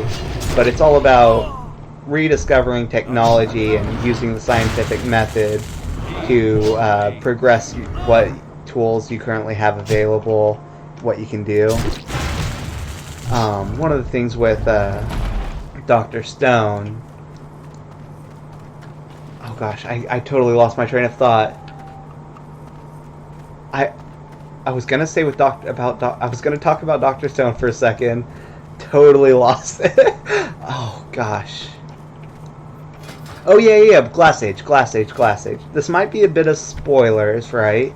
Because they're in the, quote, Stone Age, right? And if anyone's watched the recent episode, they're kind of entering into an Iron Age, right? They're getting iron tools made, they're making iron bars.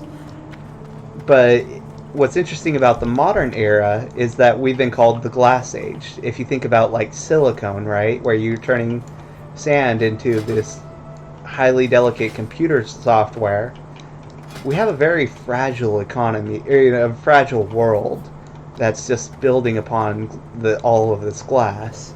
But the glass does so much that, whereas you'd think a single sheet of glass can be broken, we found glass that is like super thick and super strong to the point where it doesn't break. Which is such an odd concept about how we've progressed as a society, that we're literally in a glass age. All of our tools are glass, and it'll be interesting to see Dr. Stone sort of make that transition as well as they develop their science and their tools and progress, their society. Does a room cease to exist once you leave it? How instances are different because you phase into them, though. But that's the thing, you phase into the instance. The instance is actually not part of, the main world. Like, for instance, take the Overland map of World of Warcraft. Even if I wasn't here, this area would still exist on the map. The instances are only created when players are actually inside them. They literally stop existing when players lose their, when their dungeon resets.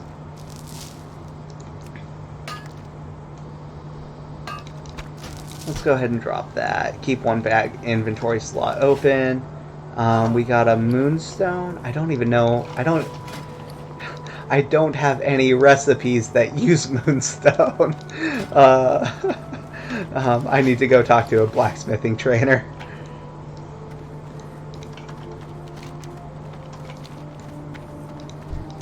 I don't know. There's a lot about computer technology and how they store data that is very interesting. You know what? Save the priest. All priests are precious, even horde priests. Look at that hunter. Hunter doesn't understand saving your priest. You gotta be a warrior.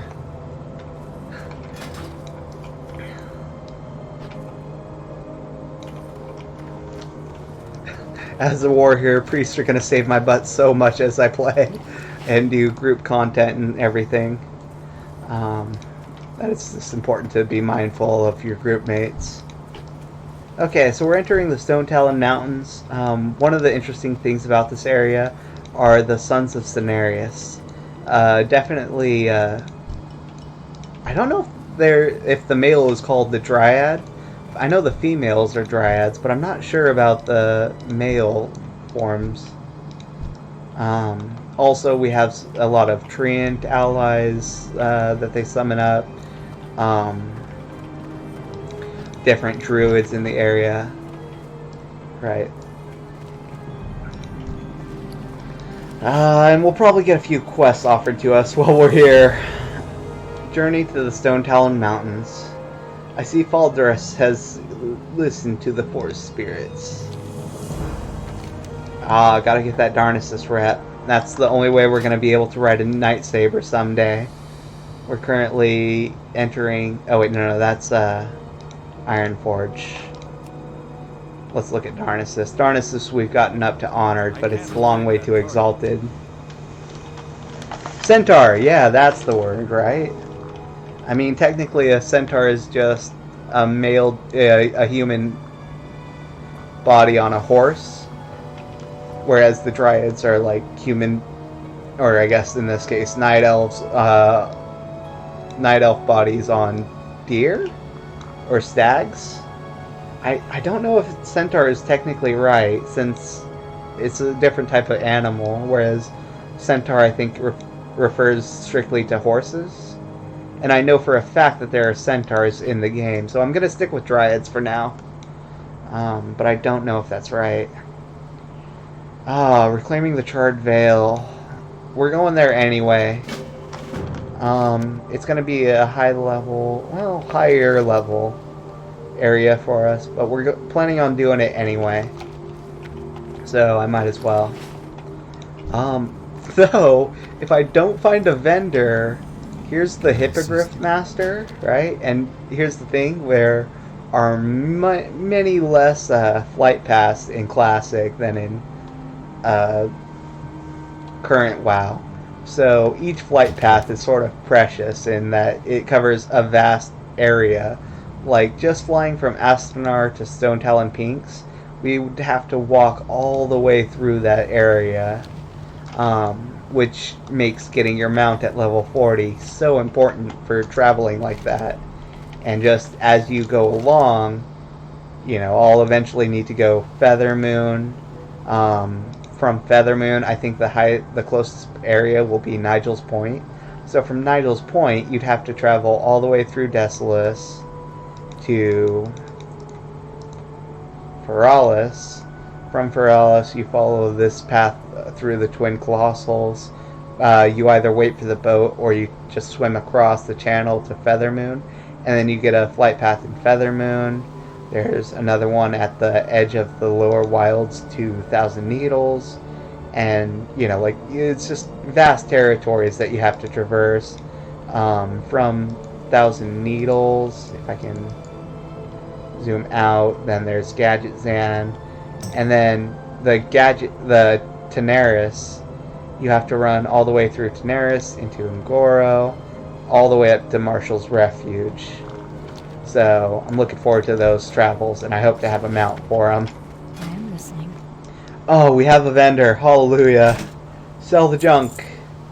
Vendor the greens. Okay, so disenchanting its value is 12 silver. It has 5 silver standard.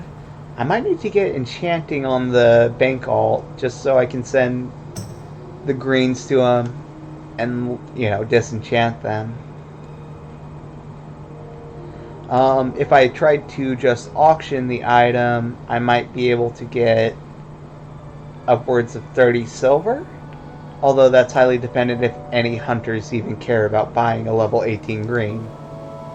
And if since it's still pretty fresh. The Children of Cenarius. I don't know. Okay, let's I'm gonna Google. I'm gonna regret Googling this. I can already tell. Dryads. Wow. So the Dryads are the females.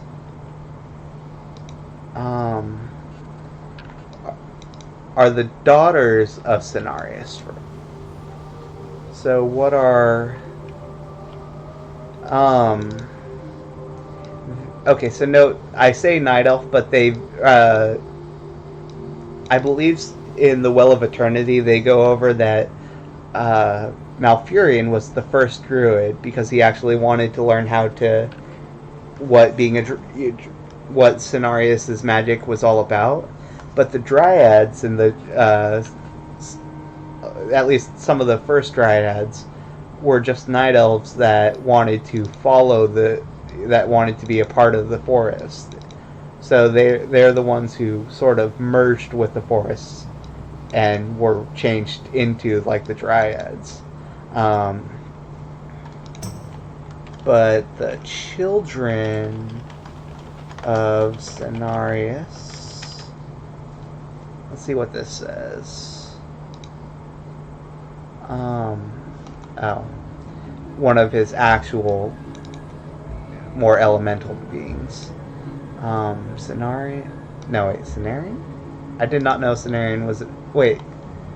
I think Cenarian is just related to Cenarius. So I guess followers of Cenarius. Oh, wait. I saw Children of Cenarius, though. Lord of the Forest and patron of the Druids, most powerful and influential Okay, so they're basically demigods, right? They're the god Cenarius, which is like the a spirit of the forest kind of deal. Embrace nature. Son of Malorn is one of the... Again, he's like a more elemental being.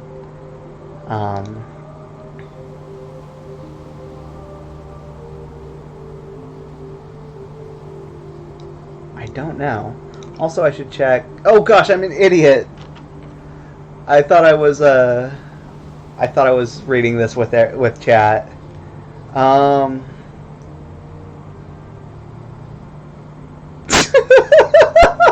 Right? That's why you don't Google things without just randomly. There's so much that you can find out that's just like, oh gosh, why did I Google that? And Dryads might be one of them. Actually, though, it wasn't too bad when we Googled Dryads. A lot of it's just, giving us straight information about them.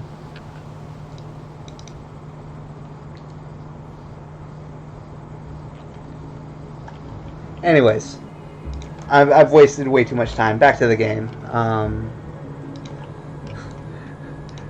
Follow random tangents right off cliff if they're interesting enough. Okay, so 5 agility. That, I'm thinking, is worth sending. 5 agility cape like that seems very valuable. If it was 1 level lower, at level 19, definitely a twink item for hunters or whatever. Maybe rogues even. But that should definitely sell. Sharp Claw, I'm just going to vendor it versus trying to do it. Let's get a list of things we want to send over to B-Bank. That I'm going to send on to my Priest, Halt, or Hunter.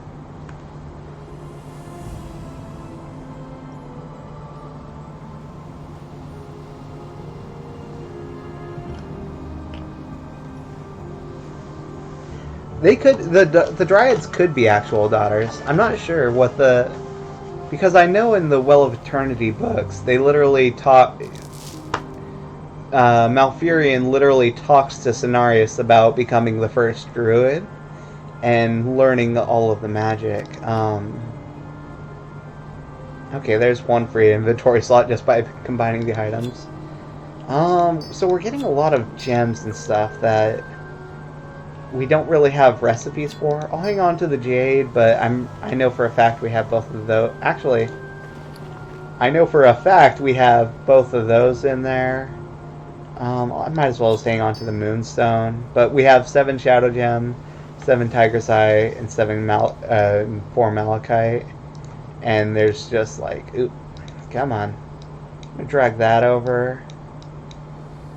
Open up this. And if I just do a search for all of these items, there's like only a handful of items that you can even make. And they all require a lot of materials to go along with them. 8 copper bars for that. I actually made one of these copper battle axes for a bit. And you can see it required 2 malachite and light leather, which you don't get as a miner, a blacksmith. So I had to actually buy some light leather, which is why I have some in the deal. It was really cheap when we bought it. I think it only cost me like 13 silver or 13 copper a piece. Like I literally bought it for less than I could vendor it for, so that was a win. Anyways, I'm actually probably going to have to quit streaming myself at some point here because I'm going to have an interview in the morning that I'm going to have to be ready for. I have 2. Oh, that one's soulbound. Find one, pick up. Okay, but how about Tiger's Eye? It just requires a lot of materials and leather. But the big bronze knife might... Actually, no, I'm gonna go talk to a blacksmith trainer and find something more efficient than making that. But even this chest piece, right? It's probably one of the better pieces that I unlocked for doing blacksmithing. And I even did a blacksmithing quest to earn it. But by the time I actually had gotten around to making it, I already had items that were better that, like I'd rather use those. Looking at, I had the Black and Defias armor before I got the Tortoise armor. And look at that, 11 stamina, 4 strength, 3 agility. Lots of perfect stats for warrior. Like that extra 100 hit points can make a huge difference when it's more than a 10% increase in your health. Just different stuff like that. And it's one of the interesting things that, like, kind of draws me in. Just how low the stat changes are between gear, and yet how meaningful of an impact they play as you go along. Oh gosh, please tell me I have... Oh, thank goodness. I can mine the iron deposit. I'm gonna go grab that for certain. Let's send that on to... Actually, I could just send that on to my own hunter.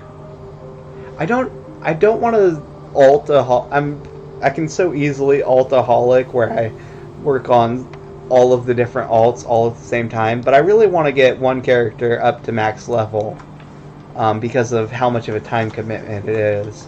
So yeah, I think I will stick with my idea of I'll auction off that. I will send this gun on to the hunter though. We have our Darkwater Talwar. I really could use a forge. And just time with the bank. We have an innkeeper. You know what? I'm gonna go ahead and set my hearth here. So I'm gonna go do questing down in the Charred Vale whenever I do that. And we're still level 26. This whole experience, I think I moved half of an XP bar. Note, I'm definitely not in prime leveling areas for me right now. I just wanted to come out and explore the Stone Talon Mountains, get the flight path, and then work on getting my warrior quest done. Once I get in the Charred Vale, assuming I can kill things down there at a relatively good pace, I'll get a ton of XP as I'm doing that. The Charred Vale is one of those areas that's just packed with good rewards. Stormwind about to get messed up. Horde Squad, Horde Invasion. Oh gosh, there's a Horde Invasion going into Stormwind. And again, that's one of the things. PvP is a choice. That's such a good concept, and it's something that a lot of people that will just kind of overlook a little bit about PvE servers.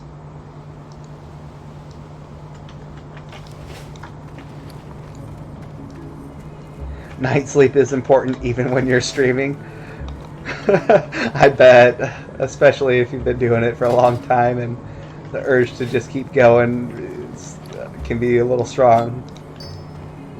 For me though, I've just had so much, I've just been so into playing Classic that the more I do it, the better it feels, I guess. The more involved with the character you become, the more you try and struggle against different opponents. I mean, it's really like a bonding experience of you to your character. So let's send off some mail real quick. We've got all of that. Actually, hold off on that. B-Bank. I'll even send the rough stone. Here's what I'm thinking. I'll send the rough stone in a separate mail, because I'm not going to go to Darnassus or Ironforge within the next hour. I can send all of that stuff. I can, since it doesn't matter the amount of mail you send, only the amount of stacks of items. Every time you include an item, it's an extra 30 copper, so that actually matters when you're trying to save up money for 100 gold. I'm actually going to send that to B-Bank, and then I'll just click return. So note that won't get to B-Bank for another hour. The mail system isn't instantaneous, which is it's such an interesting deal with Classic. The only instantaneous is the auction house. We'll have an instant mail. Let's see. I'll send those to the priest. I could send them to the hunter. Actually, let's just send it to the hunter. Let's go to Rose. We'll send the gun and the mana potions to the hunter. I'm gonna keep the venom sack for first aid. You saw probably several times I got poisoned. Well, since I happen to have some venom sacks, I made some anti-venom, but it's only useful up to level 25, so eventually I'll need the higher tier, which I just happen to have one large venom sack from a spider I killed. And I'm holding off on making more bandages with first aid. I still have 10 wool, but I want to really use all this wool cloth to do the rep turn-ins now. It's just like an extra 150 rep with whichever faction you're turning it in for. And with the amount of challenge that questing has in Classic, it's just really worth doing. Which is, again, why I'm thinking of going and doing these quests, just because it means more rep with whichever faction I turned it in for. Okay, let's just do some cheese real quick with alts. B-Bank, we're gonna send, not the heavy stone. We're gonna send all of this to B-Bank. That's kind of like several silver of cost to send it, but it freed up a lot of inventory slots for us. We have an 8-slot bag. Let's send that to the hunter. Oop. I love this add-on. This Trade Skill Manager, Trade Skill Master add-on. It definitely combines a very sleek UI design with a lot of good straight up add-ons. It's like an accounting software that's just useful. So yeah, we'll send on the satchel to the hunter. We do have a potion. I'm gonna log real quick. Since I have this, this is technically an in, I can instant log in, then log back in. And now I can move my potions around. I have no idea why they bugged out so hard like that, but they did, so fun. We'll send... We have that big stack of stone there that we'll send. And I might as well send the wool cloth too. Note, this is becoming more and more expensive with every item we send. So that will start hurting us, if you think about it, at 30 copper to free up inventory. So 30 times like 10 slots, that becomes 3 silver. And that's just like, imagine losing like that much silver constantly. At this point, it won't be too bad as we go. We've got a lot of inventory freed up now. So that way I'm not too concerned about it. But again, we can just lose a lot of value in just not being able to pick up items and then not being able to find a vendor in time for those items. Oh gosh, here's a bad example. So these beetle class. So I got the Wicked Chain Bracers of Strength. What a great name. But it's basically +6 male wrist or bracers. And then I have the beetle class. Well, if I'm tanking, I'm going to want them 50 extra hit points. That's going to mean more survivability. The agility isn't necessarily a prime stat for warriors, but it does offer some minor benefits on dodge and in crit. So, I mean, it's not a completely worthless? Not a completely worthless stat, but it's definitely not one that you want to focus on as a warrior versus the strength. Oh gosh, voice. So the strength has a direct impact with our DPS from the weapon. So if I actually switch those, 35.3 DPS, I'm really glad you can't use health potions well full. And you can see that's to 34.5. So I'm losing basically a whole DPS, at least one, by switching those pieces of gear. And just doing some math, that's like 3% of my damage. So that's a 3% damage increase at level.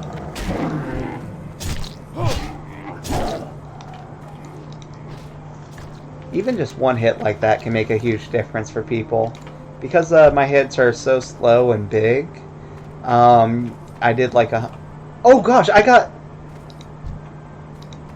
need to apologize. Oh, I feel bad about that. I didn't mean to kill steal. I literally just thought I was helping him.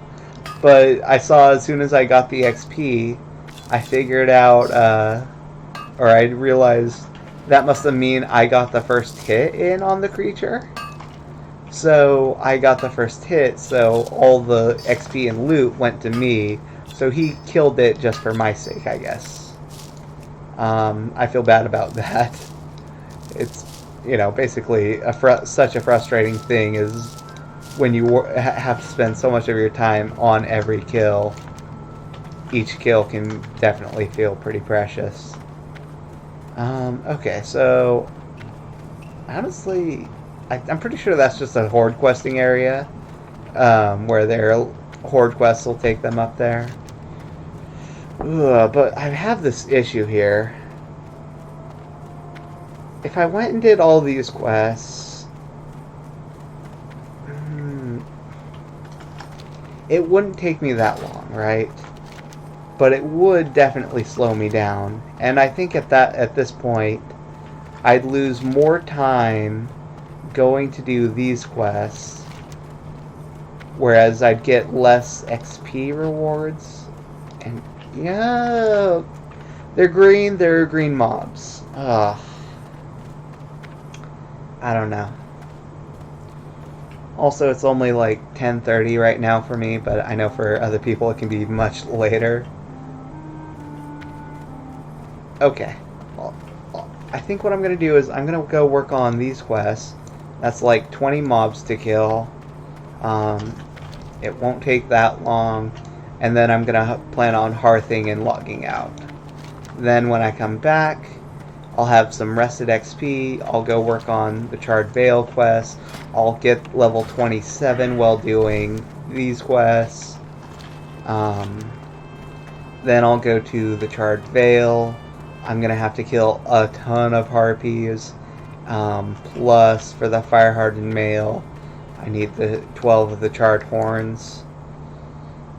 And here's something, right? So, you get this quest. It just tells you that you need, a lot of quests won't even give you this much information. But this one actually tells me what items I need to combine. And it basically says, yeah, you'll have to do a bit of legwork to get all the mats, but I'll give you a good piece of armor for doing it. I don't even get to see what the armor is. I just happen to know it's going to be a chest piece. A chest piece I probably won't even need, since I have tortoise armor. It's 1:30 a.m. Yeah, I bet. Thanks for coming out, Crystal. Definitely been cool having someone to explain everything to you as I go. But what was I saying? Oh yeah, so the quest, right? So he actually gave me instructions to read for doing this quest, and I actually read through it. It basically talks about the lore of all of the different creatures I have to kill and why they make good materials. Like, I think the spider fangs. So the spiders are in a cave that's full of incendicite, which is a certain ore type. The ore is basically gunpowder. And so all these spiders that are in this like black powder cave or whatever have basically had their fangs boil from interaction with their venom. And so it's actually hardened their fangs by basically the reaction of their venom in black powder.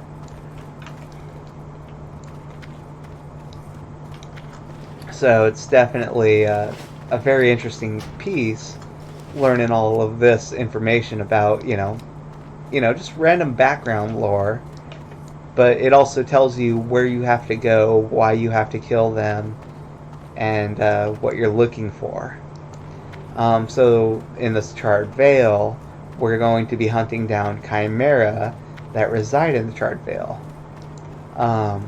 And it's very specific. Charred Veil, Stone Talon Mountains on Kalimdor, because when I got the quest, right, I was way over here in Stormwind.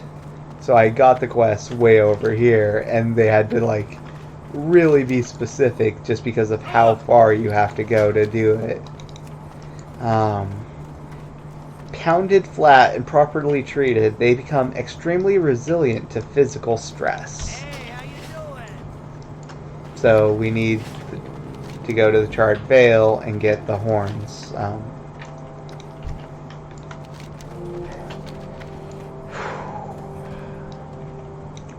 So yeah, it's 10:30. Let's just knock this quest out. Get that out of the way, and then hopefully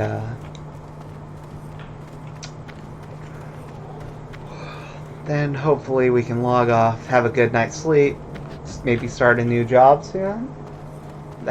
Getting some extra income from that would be really helpful.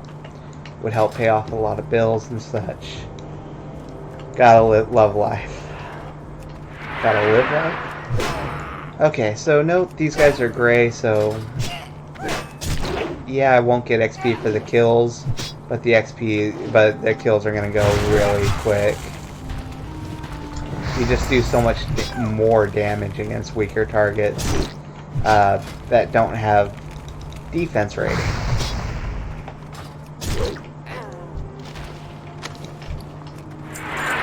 Intellect, I honestly don't care.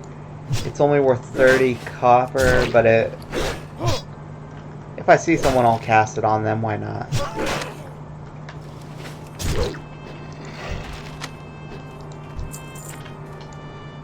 We need deforesters. It's gonna be the limiting factor right here. Need more range.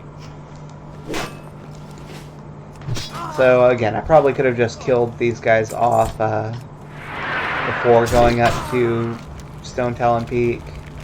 But since I've gotten up there and I have my horse set up there, it's much more convenient to take a break up whenever I need to.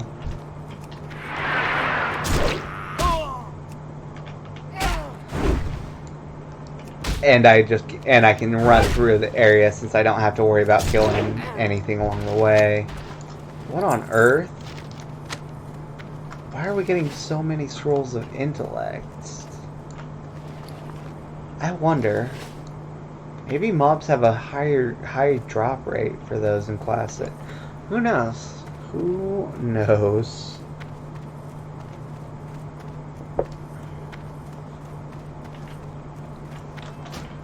Okay, oh, I activated Blood Rage, so yeah, basically, because we were in Blood Rage, we're technically in combat, as far as the game's concerned. So, definitely a bit of an issue for that. So we can't use Charge, since it cannot be used in combat.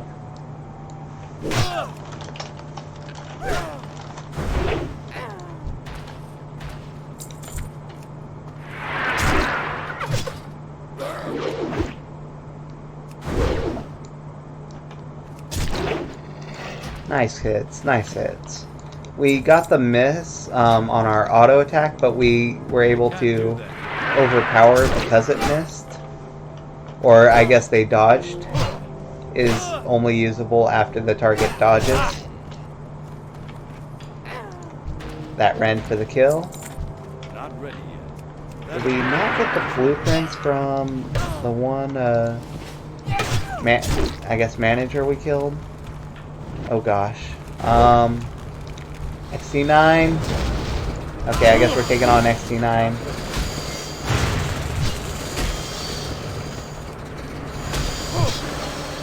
Let's see if we can lower its attack rating.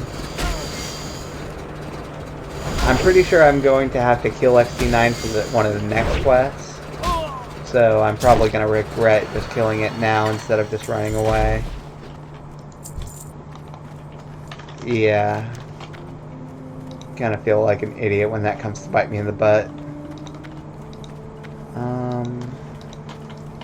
And again, I really want to go to Wetlands quest. But honestly, I'm going to say Wetlands is a lower priority for me than doing the Night Elf questing. For me, getting the Night Saber mount is way better than, you know, getting the ram. Ooh, getting the ram though. I love the ram.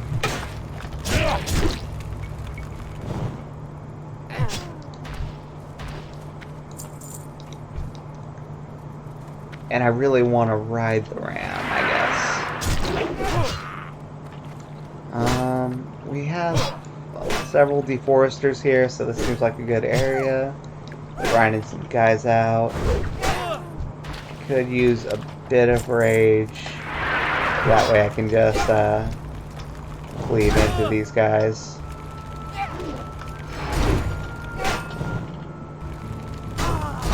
Can't wait for level 30 when I get sweeping strikes.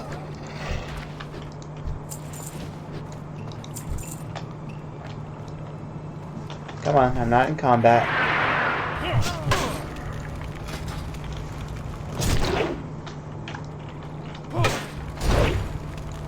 Man, look at that range, though.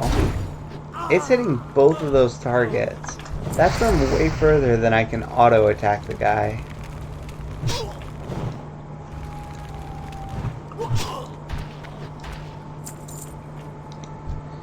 Okay, we're getting there. That pathing, though, so good on that. Let's just go for the overpower. Or the execute. That's gotta be another deforester over there.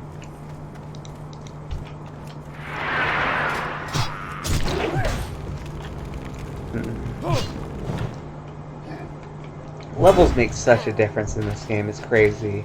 Like, why are these guys so much easier to kill just because they're gray to me? Honestly makes no sense. But like a level 1 character fighting against a level 60 will only do 1 damage, almost guaranteed, even if the level 60 is like butt naked.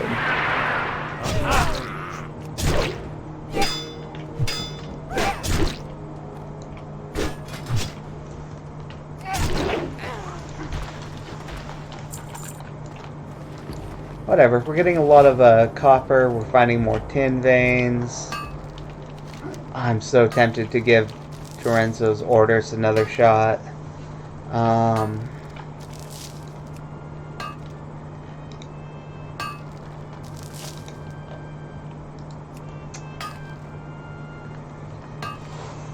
Okay, if we hit level 27 and we have Retaliate up, I'll definitely consider it worth doing. For now, we just need... What do we have to kill for it? A blueprints, which we get from killing the overseers, operators. And I'm guessing it's just a low drop rate, is why we don't have one yet.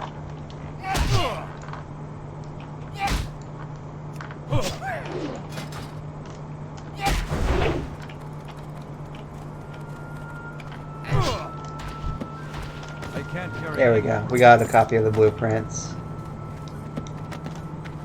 Man, all these quest items. I don't know. It's one of the things that makes Classic so special. You know, literally having quest items. What a thought.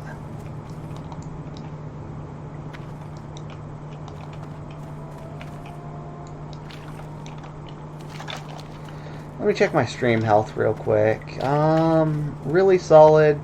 We haven't been dropping any frames. Bitrate looks good. I'd say we're doing really good. Actually, I should double check. Make sure that the stream is still active. Okay.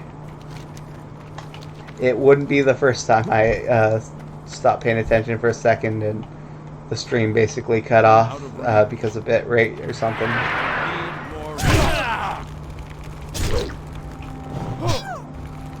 Let's just go for the not execute, the heroic strike. Okay, we did those quests really fast. It's basically what I was hoping for. I'm just gonna run from that one. We're not really getting XP from these guys.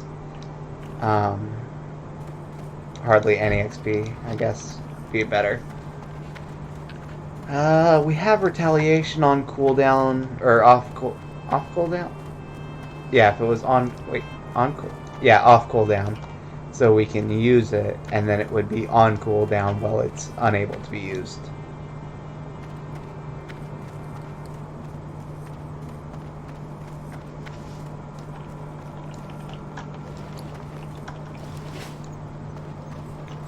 What's up? Super Reaper 6000s. Let me read the quest. Keep it real.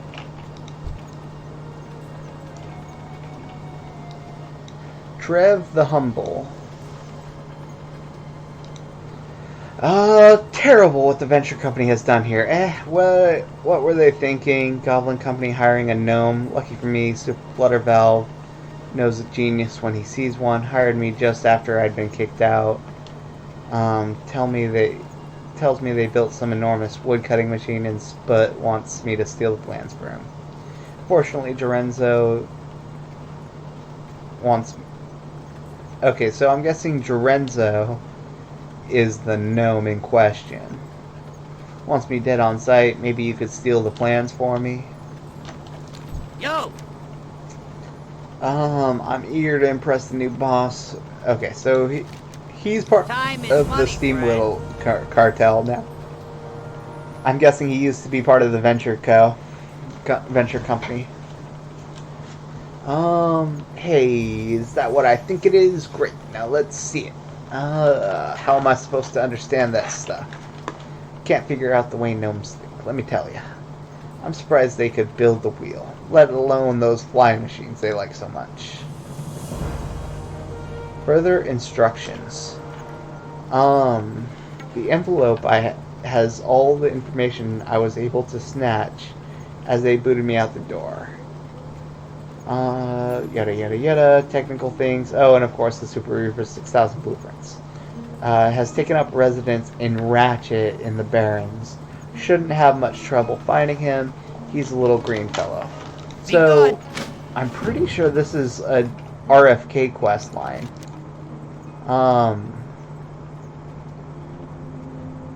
So that's taking me to Splutter Valve.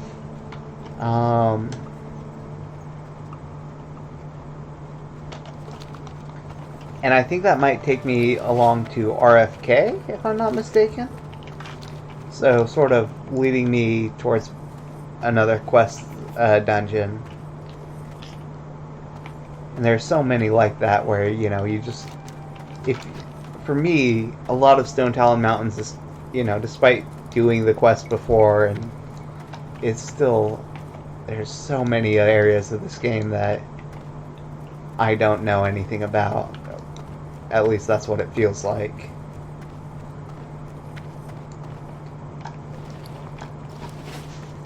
And that's such a cool feeling. Because it actually matters in Classic. Like, knowledge is power. Knowledge is faster leveling. It's not getting yourself killed trying to fight a dungeon full of kobolds single-handedly.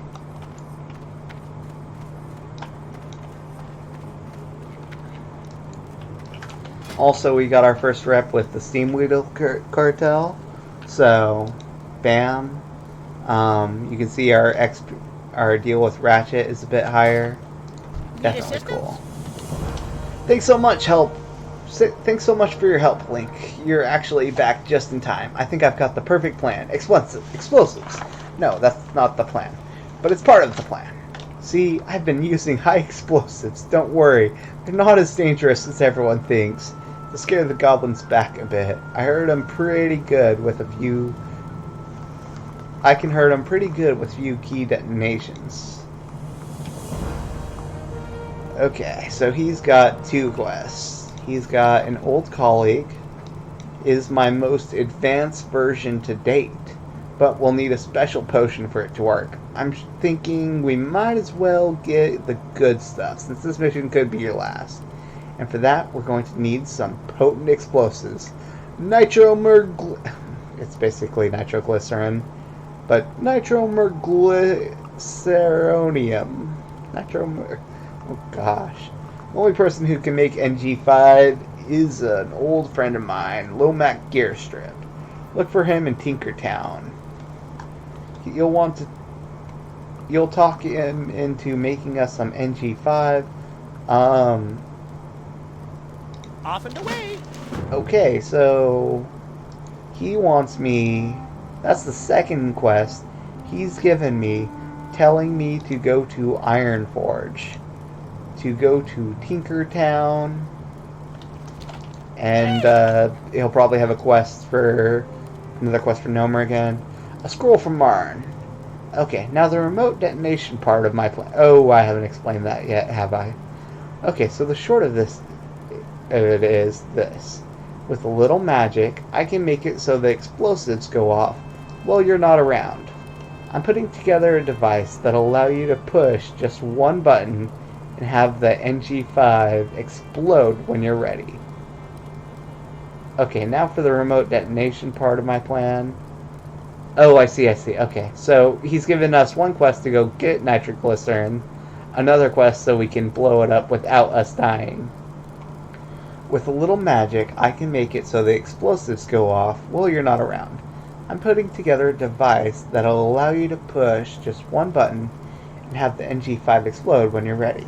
But I need a spell from a friend in Stormwind. Cullen Morin is his name. You can find him in the mage quarter there. He's human, so he shouldn't be hard to miss. You have a great day now. He's sending me to look for a human in a town full of humans. I love it. Gnomes are the best. Okay, so if we're gonna do those quests, I can hold off on Gerenzo. If nothing else, we can come back to Stone Talon Mountains and possibly do it another time.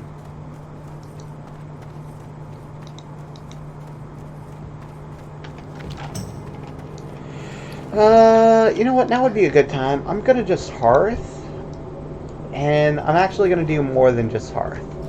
What I'm actually going to do is I'm going to Hearth and then fly. And where am I gonna fly? I'm glad you didn't ask. I'm gonna fly all the way to Darnassus, I believe. Shouldn't actually be that long of a flight from here. Straight into Darnassus. No, I'm gonna go to Aberdeen. What I'm doing right now is I'm making the pilgrimage to Ironforge. I really want to get my smelting iron skills up now that I can do that. Plus I want to get a lot of blacksmithing done. I'm hoping I have a ton of copper and tin saved up. If not, I might just buy it. Either that or grind some somewhere. So yeah, so I'm planning to right now go on a bit of a tangent. We have a lot of quests to turn in different areas. Oh, and I didn't turn that one in. Dang.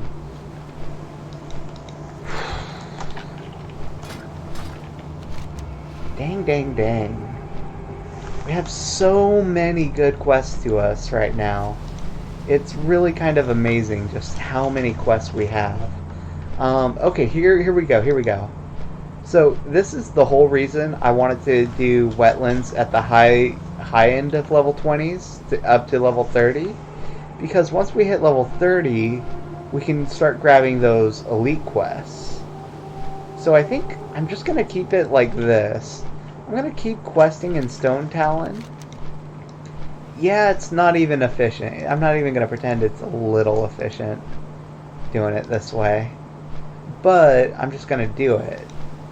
And at the end of the day, I think doing it, even if it's not the best way, is better than not being efficient.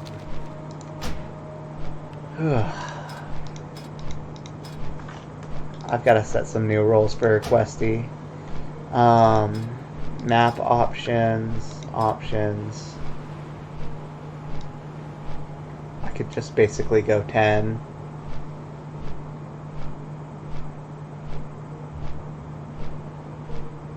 So note, you'd normally only see levels 5 levels below. If I keep it at 10, and I don't really care about showing too high of quests. How many levels above your character to show?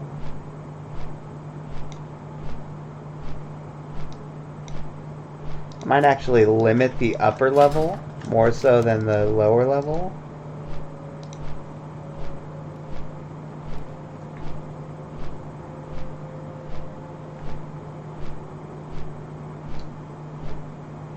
Man, even Duskwood has a ton of quests that are perfect for us.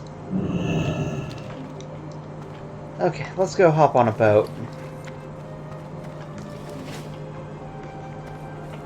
Okay, yeah, we're on a tangent. Our whole life is a What tangent. brings you here? There's no Be stopping careful. us. No stopping us now.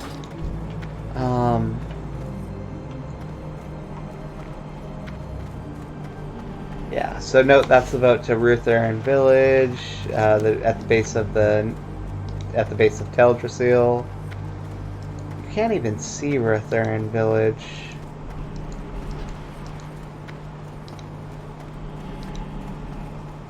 You really, I guess it's that one down there?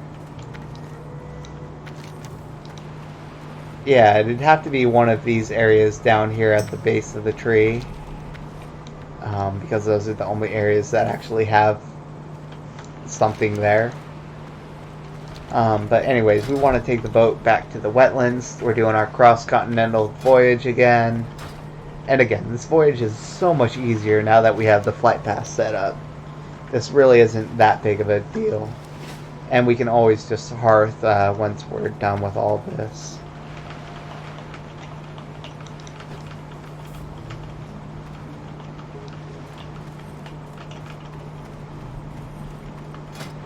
We could honestly go do a Stockades run. Is there... Let's see. I'm pretty sure there's absolutely nothing we want from Stockades, unlike Nomer again. So there are only 2 bosses. One drops a weak two-handed staff, the other drops a good dagger. And fist weapons.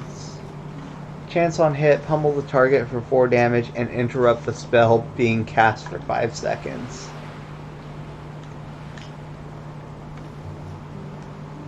It's a fist weapon. Okay, that would be why we go to Stockades. For the jimmied handcuffs.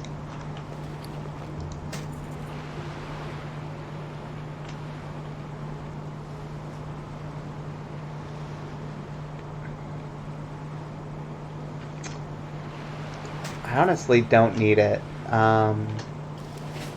But the dagger would be worth getting. The fist weapon would be really cool to get. I guess that's enough reason to go. If nothing else, it would improve our unarmed weapon skill by getting that. Oh god. We've been disarmed so much, we actually have unarmed weapon skill. God damn it, BFD. Seriously? Doing BFD actually raised our unarmed weapon skill.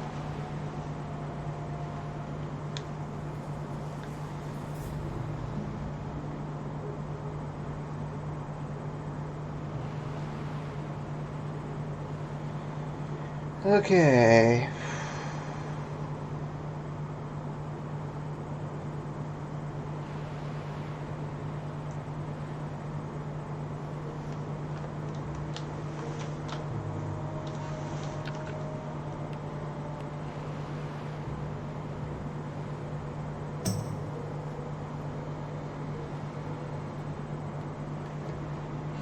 Okay, so here's something interesting.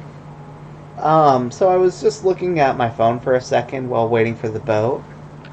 Here are 6 of the 10 fastest growing jobs in America post UBI.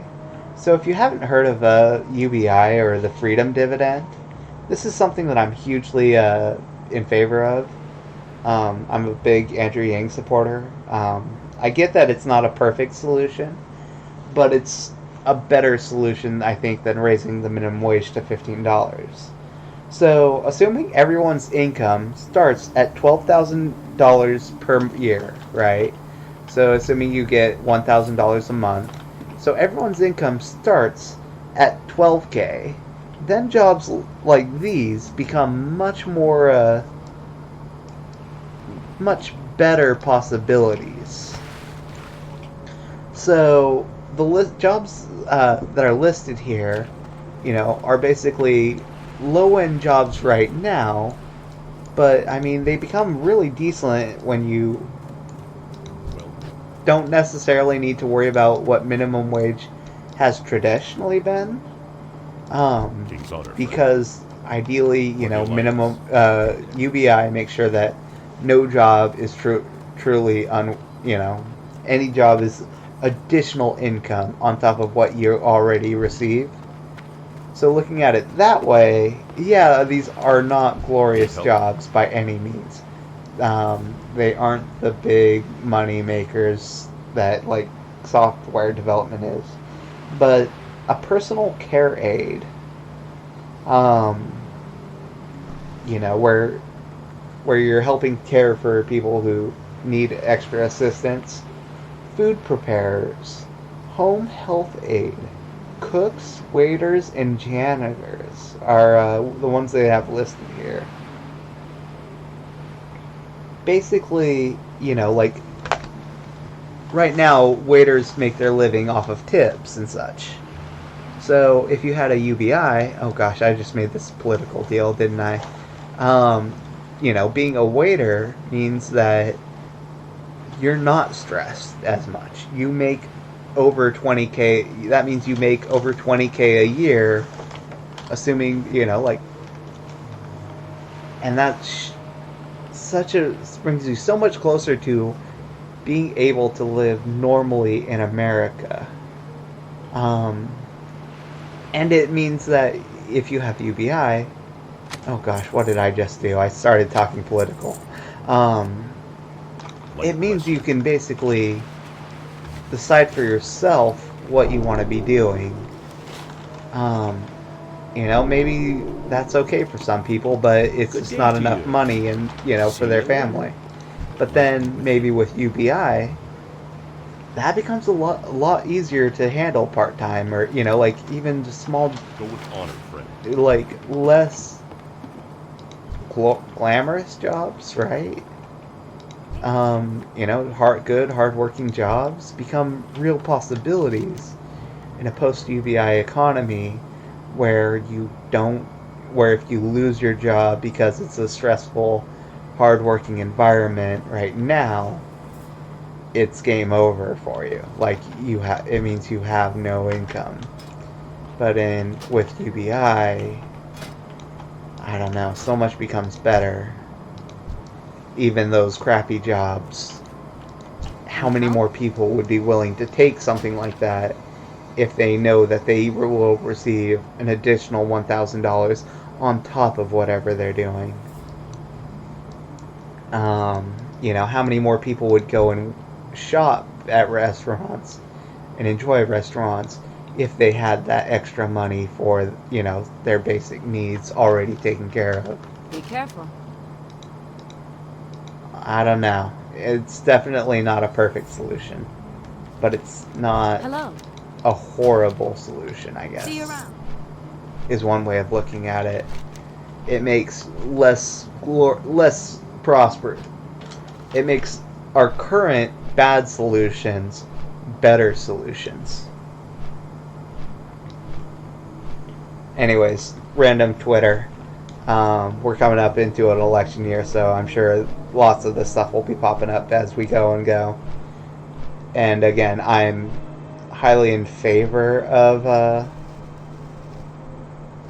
UBI. I think it's a better solution. People, you know, it's hard to say because obviously here I am streaming YouTube content. You know, I'm obviously not the most productive of individuals with my life, but I think it would be better for people of all walks of life. And I think that can't be overestimated, just how much that could help people. How many people that are, you know, young struggling adults that just aren't making ends meet, that are going homeless, and they're right at the margins of being able to make it or not, but right now they aren't making it.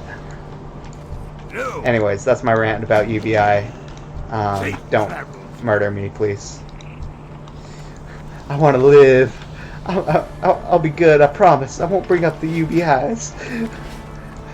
I don't know. I'm sure people, if you... I'm sure there will be a large amount of irrationality no matter what I do. Would you like to purchase something? But I've not seen a bad argument for UBI of any level. Again, even, like, I've heard, this guy, Scott Stanton's, talk about UBI. Even a small amount, how much of a difference does that make How are you? to a person's life and at every level? Just like, he joked a bit saying even $5 a month. You know what you can do with $5 a month? Like for Americans it seems like nothing, right? But like I've been at a point where $5 a month means I can get a big thing of ramen at like 20 cents a meal. And like $5 a month would mean, buying one of those big packs and at least having like a thing of noodles every day. It means you don't starve, right? And like, how much of your life becomes better when you know you have basic things like that covered? Obviously a thing of noodles a month is kind of a joke, but you can do better things, find better options. You can afford rent, maybe even. Heck, that would help college students, right? How many college students need help in just making it through their lives? How many college students have to work like 3 jobs and go to college? Watch your back. Tell me that wouldn't help everyone, knowing that their kids will have at least something. Tell me that it wouldn't help everyone knowing that their kids will be cared for no matter what happens in the future. I don't know, it's just such Pay attention. It's too far away. Oh gosh. Okay, dropping UBI for a second. I just came and got training, right? 50 silver for the next level of smithing up. What can I do for you? Oh my goodness, that was so expensive. Keep your feet on the And then I ground. realized, oh, now I'm gonna go talk to the blacksmithing trainer. Then I should probably talk to learn a few more cooking recipes. Cooking recipes alone cost me like 20 silver a pop, so 40 silver. Oh gosh, I'm gonna be broke again instantly.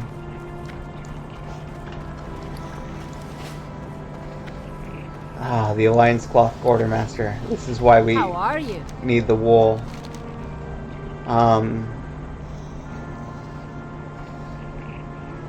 See you soon. Yeah, I need to get more wool cloth. Also, I should... Well, okay, no, I just sent B-Bank the stuff 15 minutes ago, basically. Well met. Safe Maybe more travels. like 25, 30 minutes ago. Since I sent it before going to do a quest, but Thank you. it shouldn't make too much of a difference. But this is why we needed to come to a bank anyway, and why we needed to come to a blacksmithing trainer. I'm gonna go talk to the bank. I'm gonna go grab all of my bronze bars out of there. I'll grab the copper. I might as well just take the rough stones, the rough grinding stones. Honestly, we're really close to being able to turn it in. I think I'll hang out here until B-Bank gets the wool cloth. Grab all of this. I think I'm going to try for the cloth turn-in for Iron Forge. Grab the light leather. Do I need any? I'm going to skip using those. I think I'm just going to sell the malachite at this point. And store the others. Malachite's... I just don't think it's worthwhile anymore.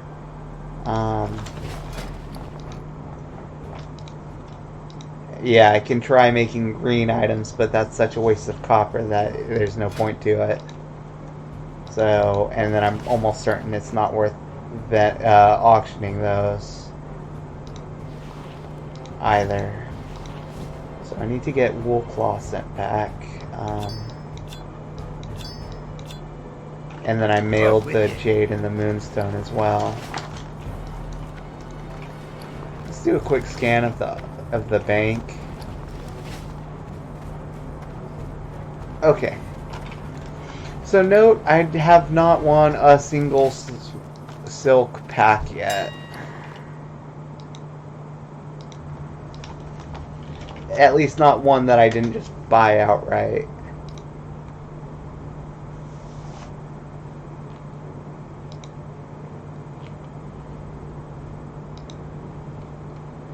What the heck is this guy doing?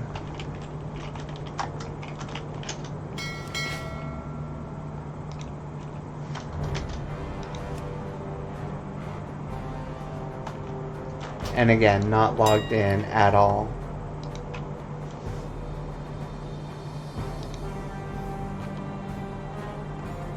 Let's see what the bids low are looking like.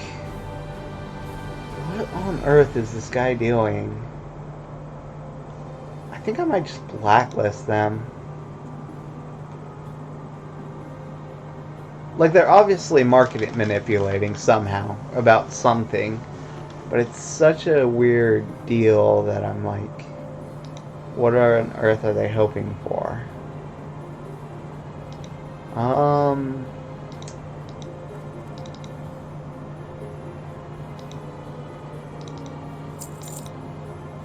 I think I'll put in bids on those two. I was thinking about Raydays as well. Again, I don't really want to spend... Okay. Even at this price, it's still lower than vendoring it. And I will really expect I'll lose that one. The only reason I'm betting on these is because it's 11 at night on a Sunday night. So it's about people that are going to be playing Monday morning before those auctions end. So I really don't feel like my odds are that bad.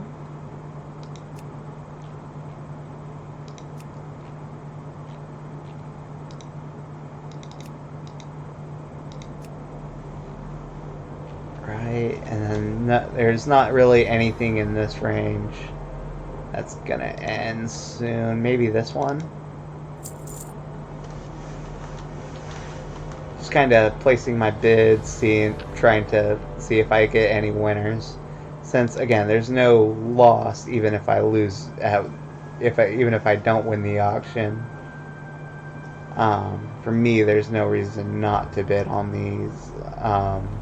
These ones from Dreamy are all left at 48 hours, and it's like he goes and cancels the auctions if they're not high enough, but they're never high enough. I'm really confused what the hell he's doing. Oh my goodness.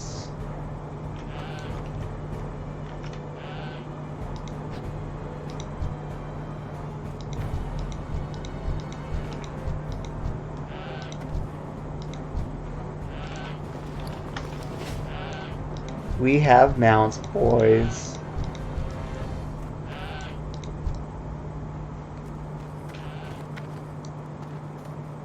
Interest you on a pint? What's your bet?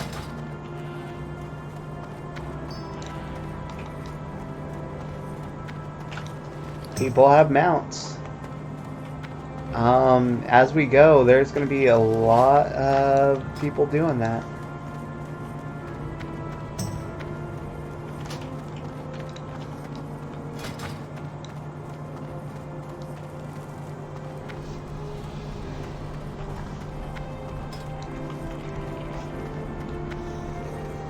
Dude, people in our guild, we still don't have any level 60s, I don't think.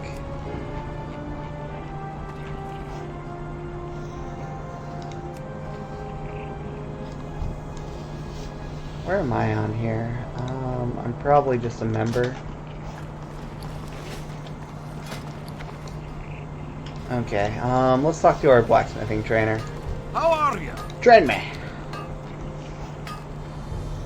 Here's the question. Do I get the stuff that I'm not going to worry about.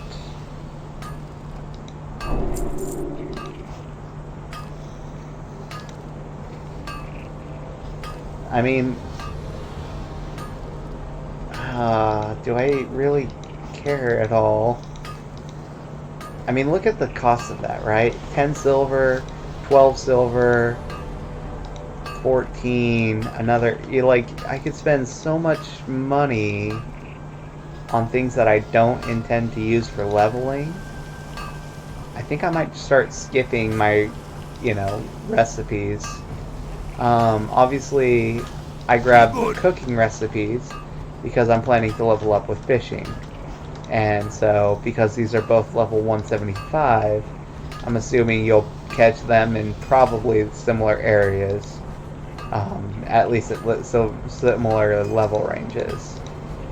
I might need to fish in Ashtonvale and see what I catch. I might need to fish in Stone Talon Mountains to see what I catch. Definitely need to fish in Desolus and Arathi Highlands. Wetlands could be another alternative, fishing off the coast of wetlands. What's on your But anyways, we've got... Just show me, I guess this is one of the good reasons to have Trade Skill Master, because I can filter by has skill up.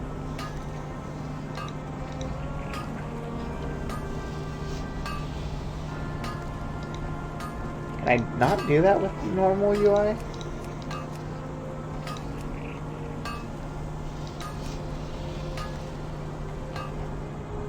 I don't think I can sort these by actually has skill ups. But I also think this is bugging. Okay, we can make the pants. The pants are definitely worth making all of. If you look at it, it's 6 bronze bars per level up. We have enough to make 14 right off the bat. Plus we have more copper and more tin to make that 15. So that should give us... Honestly, that should give us exactly what we need. So let's switch back to this mode. We'll exit this, talk to you. the finest wares in the land. And according to the guide we're using, these are going to be the most efficient waves of leveling. And honestly, as good as they are, they don't beat the legs we've got, which is kind of sad. But just questing rewards are better. Okay, so now we can turn all of the copper and tin we've been mining up into bronze leggings. They sell for 10 silver a piece. There's probably better ways I can handle it, like disenchanting them would be probably more worthwhile. But honestly, I'll just take it. 1, 2, 3, 4. Making another 6. 1, 2, 3. I'll need one more, but I should have it by the time that one's gone.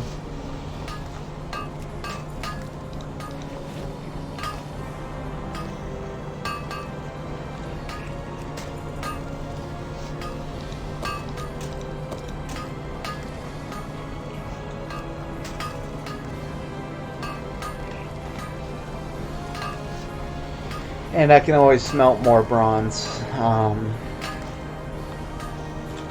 which I'll probably need to do anyways.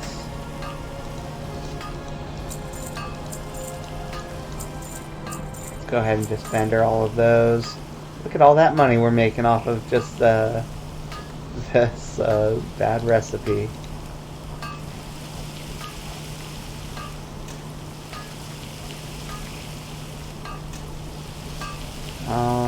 Actually, hold off. I need to make 3 of these.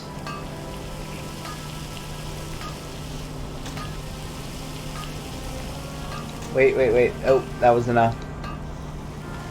And if I just... Nope. There's 125. And then we should be in the Iron Age.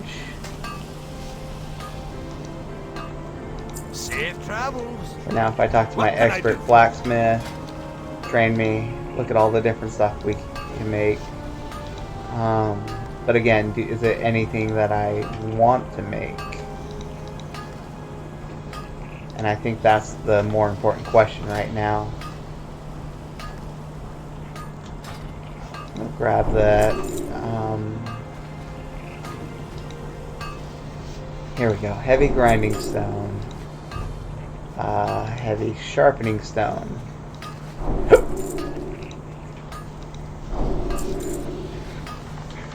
Again, we just don't need to make any of these. And then following the guide that I am. So we just hit 125 off of rough bronze leggings. From here it says to hit 140 by making heavy grinding stones.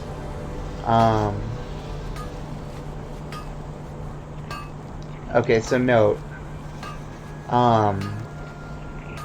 You will have fewer options than where you can learn expert blacksmithing. Basically, as Alliance, we have to talk to this dude in Iron Forge for all our expert plans. So yeah, so here's what's interesting.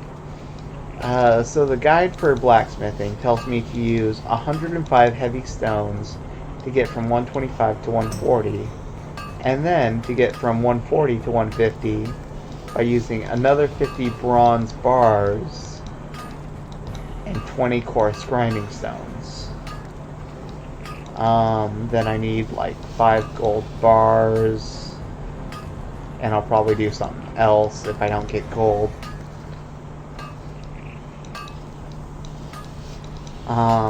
Then we upgrade to iron. Okay, so as long as I have 50, I think that's the right number.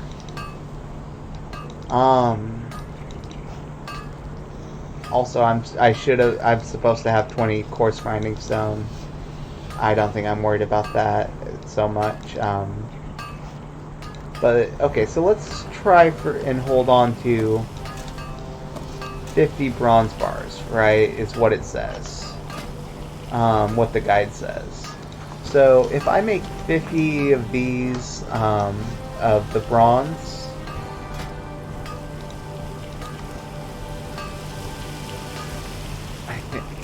I basically think what I should be doing at this point is following the guide.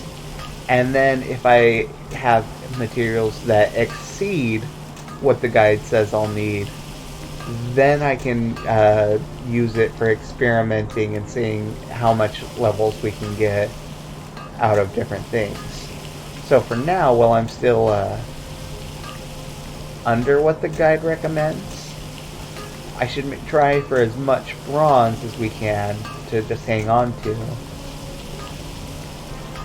And I think that'll be the most efficient way of leveling up. So yes. And at 150, I'll probably actually make gold keys rather than gold bars.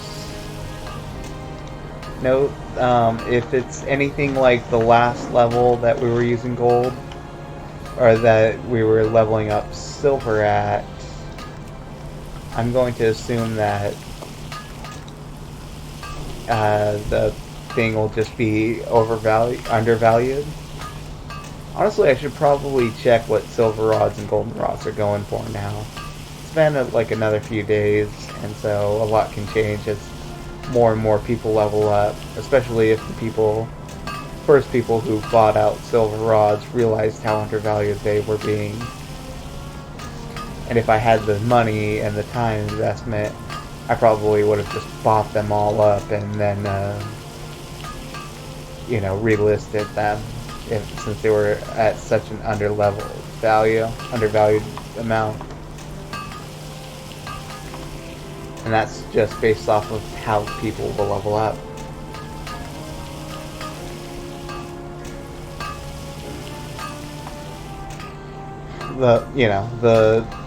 What I'm guessing right now is there are a lot of people leveling, and so a lot of people are leveling professions. The more that number decreases, what I'm expecting is that there'll be more of a demand from fewer people.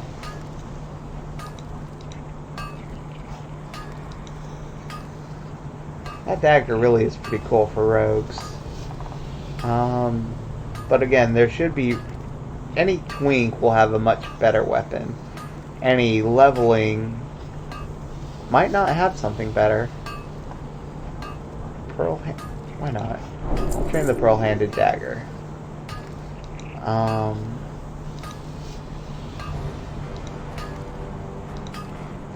But again, I am going to skip a lot of the stuff that we just don't need. Either because it's not useful for us personally, or I don't think I can make money off of it. But, I mean, we could make the big bronze knife, right? For level 15s, but then if you look at this, at 3 levels higher, that has much more appealing stats to it.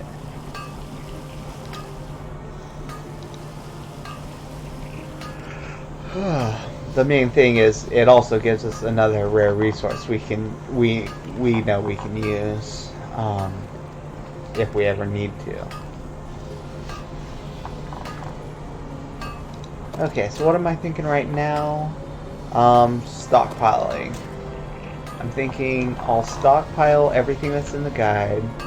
So right now it says, hey, okay, so once you hit 125, it's saying you should probably use up heavy grinding stones, so that way you can use them at other levels.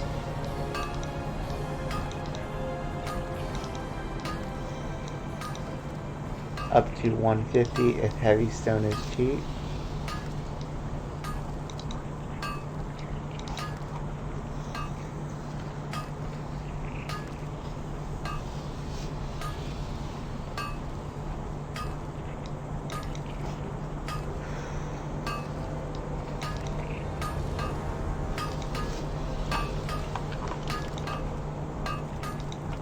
Okay, so what's the next item it's going to be the guide's telling me about?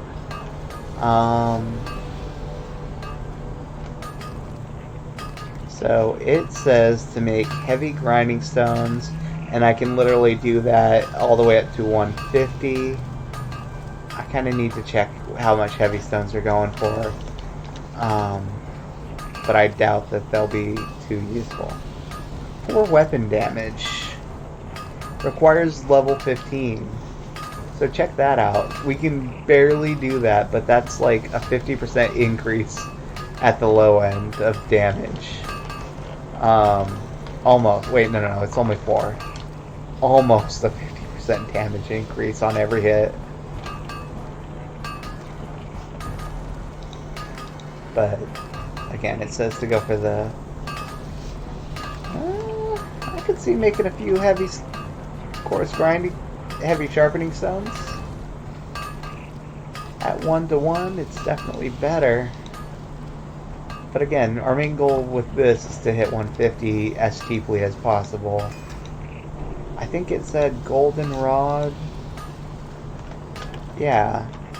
So looking at the guide, it says... Oh wait, no. Patterned bronze bracers. Let's see. Do we already know the recipe? Yes, we do. Okay, so it basically wants us to hit 140, and then it says, hey, once you hit 140, you should probably be making these. Then go and make some golden rods, or in our case, skeleton keys.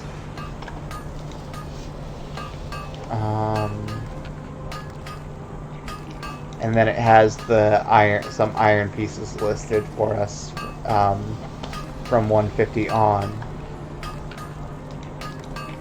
So our main goal is to just grab those, and we have all the recipes we need to once we get... Actually, we should have all the recipes we need to hit 150.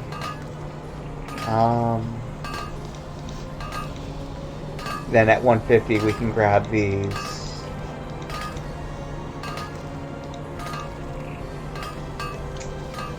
Let's take a look at the stats. 10 strength, 4 stamina. Yeah, pass. Silvered breastplate. Okay, so we lose a bit of armor, but we gain a ton of strength off of that. And we gain some stamina, so that might actually be worth making. 14 strength is going to be a huge amount of damage. Again, no. Bronze battle axe, no. You know, and it's not stuff we want to use. And we aren't trying to game the auction house at low levels. Save that for, you know, people with more time to devote to the auction house and whatnot.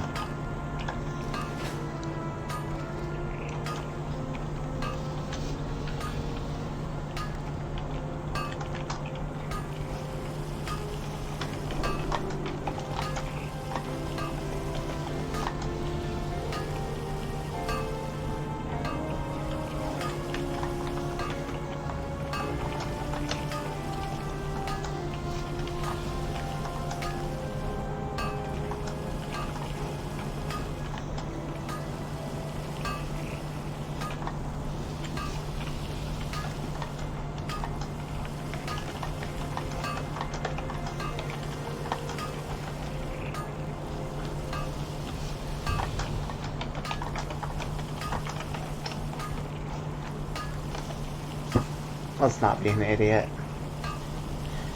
Okay, so I'm basically about to take a break from the game. Again, I'm just waiting. I could probably go check on B-Bank. I'm pretty sure the supplies should be there by now. So let's see. I'm, again, getting so distracted. You know what, I'm actually going to switch modes, stream modes. So that way you guys can sort of see what I'm looking at all the time. So I'm checking out my profession tabs. So this is where I'm basically at, right? So we just made 15 of the rough bronze leggings using 75 bronze bars. That brought us up to 125. 125, we learned how to make heavy grinding stones. And it says we should make heavy grinding stones basically up to 150. Which means we're gonna need a lot of iron bars anyway. From there, it says to make another 50 bronze bars, right? So let's make sure we have, at a bare minimum, 50 bronze bars. It recommends using 5 gold bar. We'll see if we get gold bar in the charred veil as we're mining iron. I'm really hoping for good things there.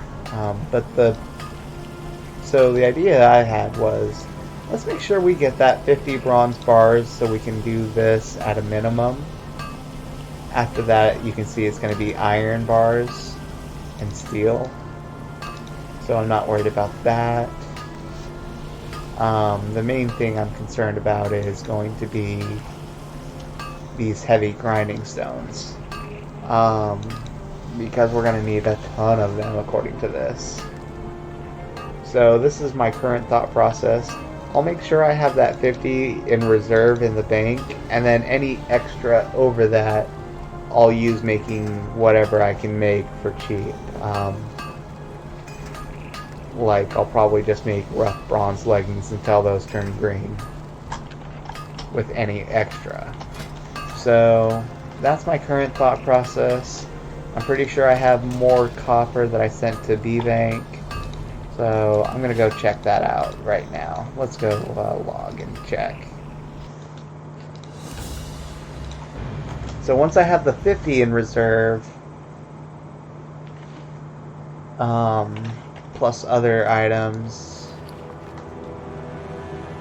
whew, we have a lot of goods. Plus just straight up money. Okay, core stones. I'm just gonna return those rather than loot. I'll return those, the tin. I'm just gonna return all of that. You can see the copper, the tin. That'll help. That'll get us over the 50. I'll take the rough stone. Don't need that. Look, I happen to have a bunch of coarse stone here. On the auction house.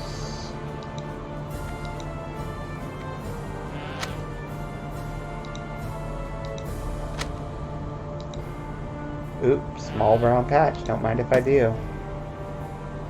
I think we just won all these for really cheap. No, wait, sent from DeRose, my hunter. Let's take all those and we'll try auctioning them. Here we have another one from Link. Grab that, grab that, just grab it. Oh wait, I actually should send that back to DeRose. Send my hunter the cooking recipe. I really could use an alchemist, but I think I might just buy all my potions, honestly, which seems like a stupid idea, but and the wool cloth, we're just gonna return it.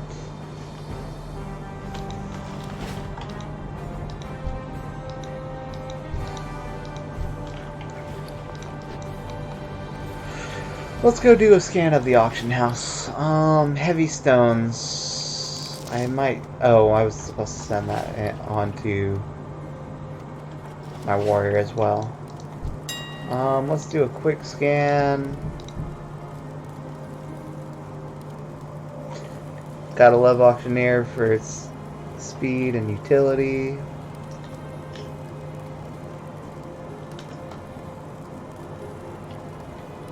Scanned it all. Oh gosh. You see that? Yeah. Also, I never switched it back, which is honestly fine. It doesn't matter.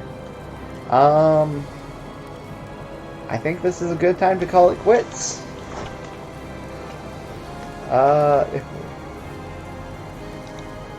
If WoW doesn't come back, I think I'm just gonna go ahead and cut the stream here at this point. You know, we basically spent a good amount of time streaming. I think I covered a lot. I had some fun doing it for sure. And you know, at this point, it's just let's take a look. Ugh. Okay, now seems like a great time to end the stream. I hope you guys have enjoyed it. I know I have. Until next time, folks, you all have a good one. Peace.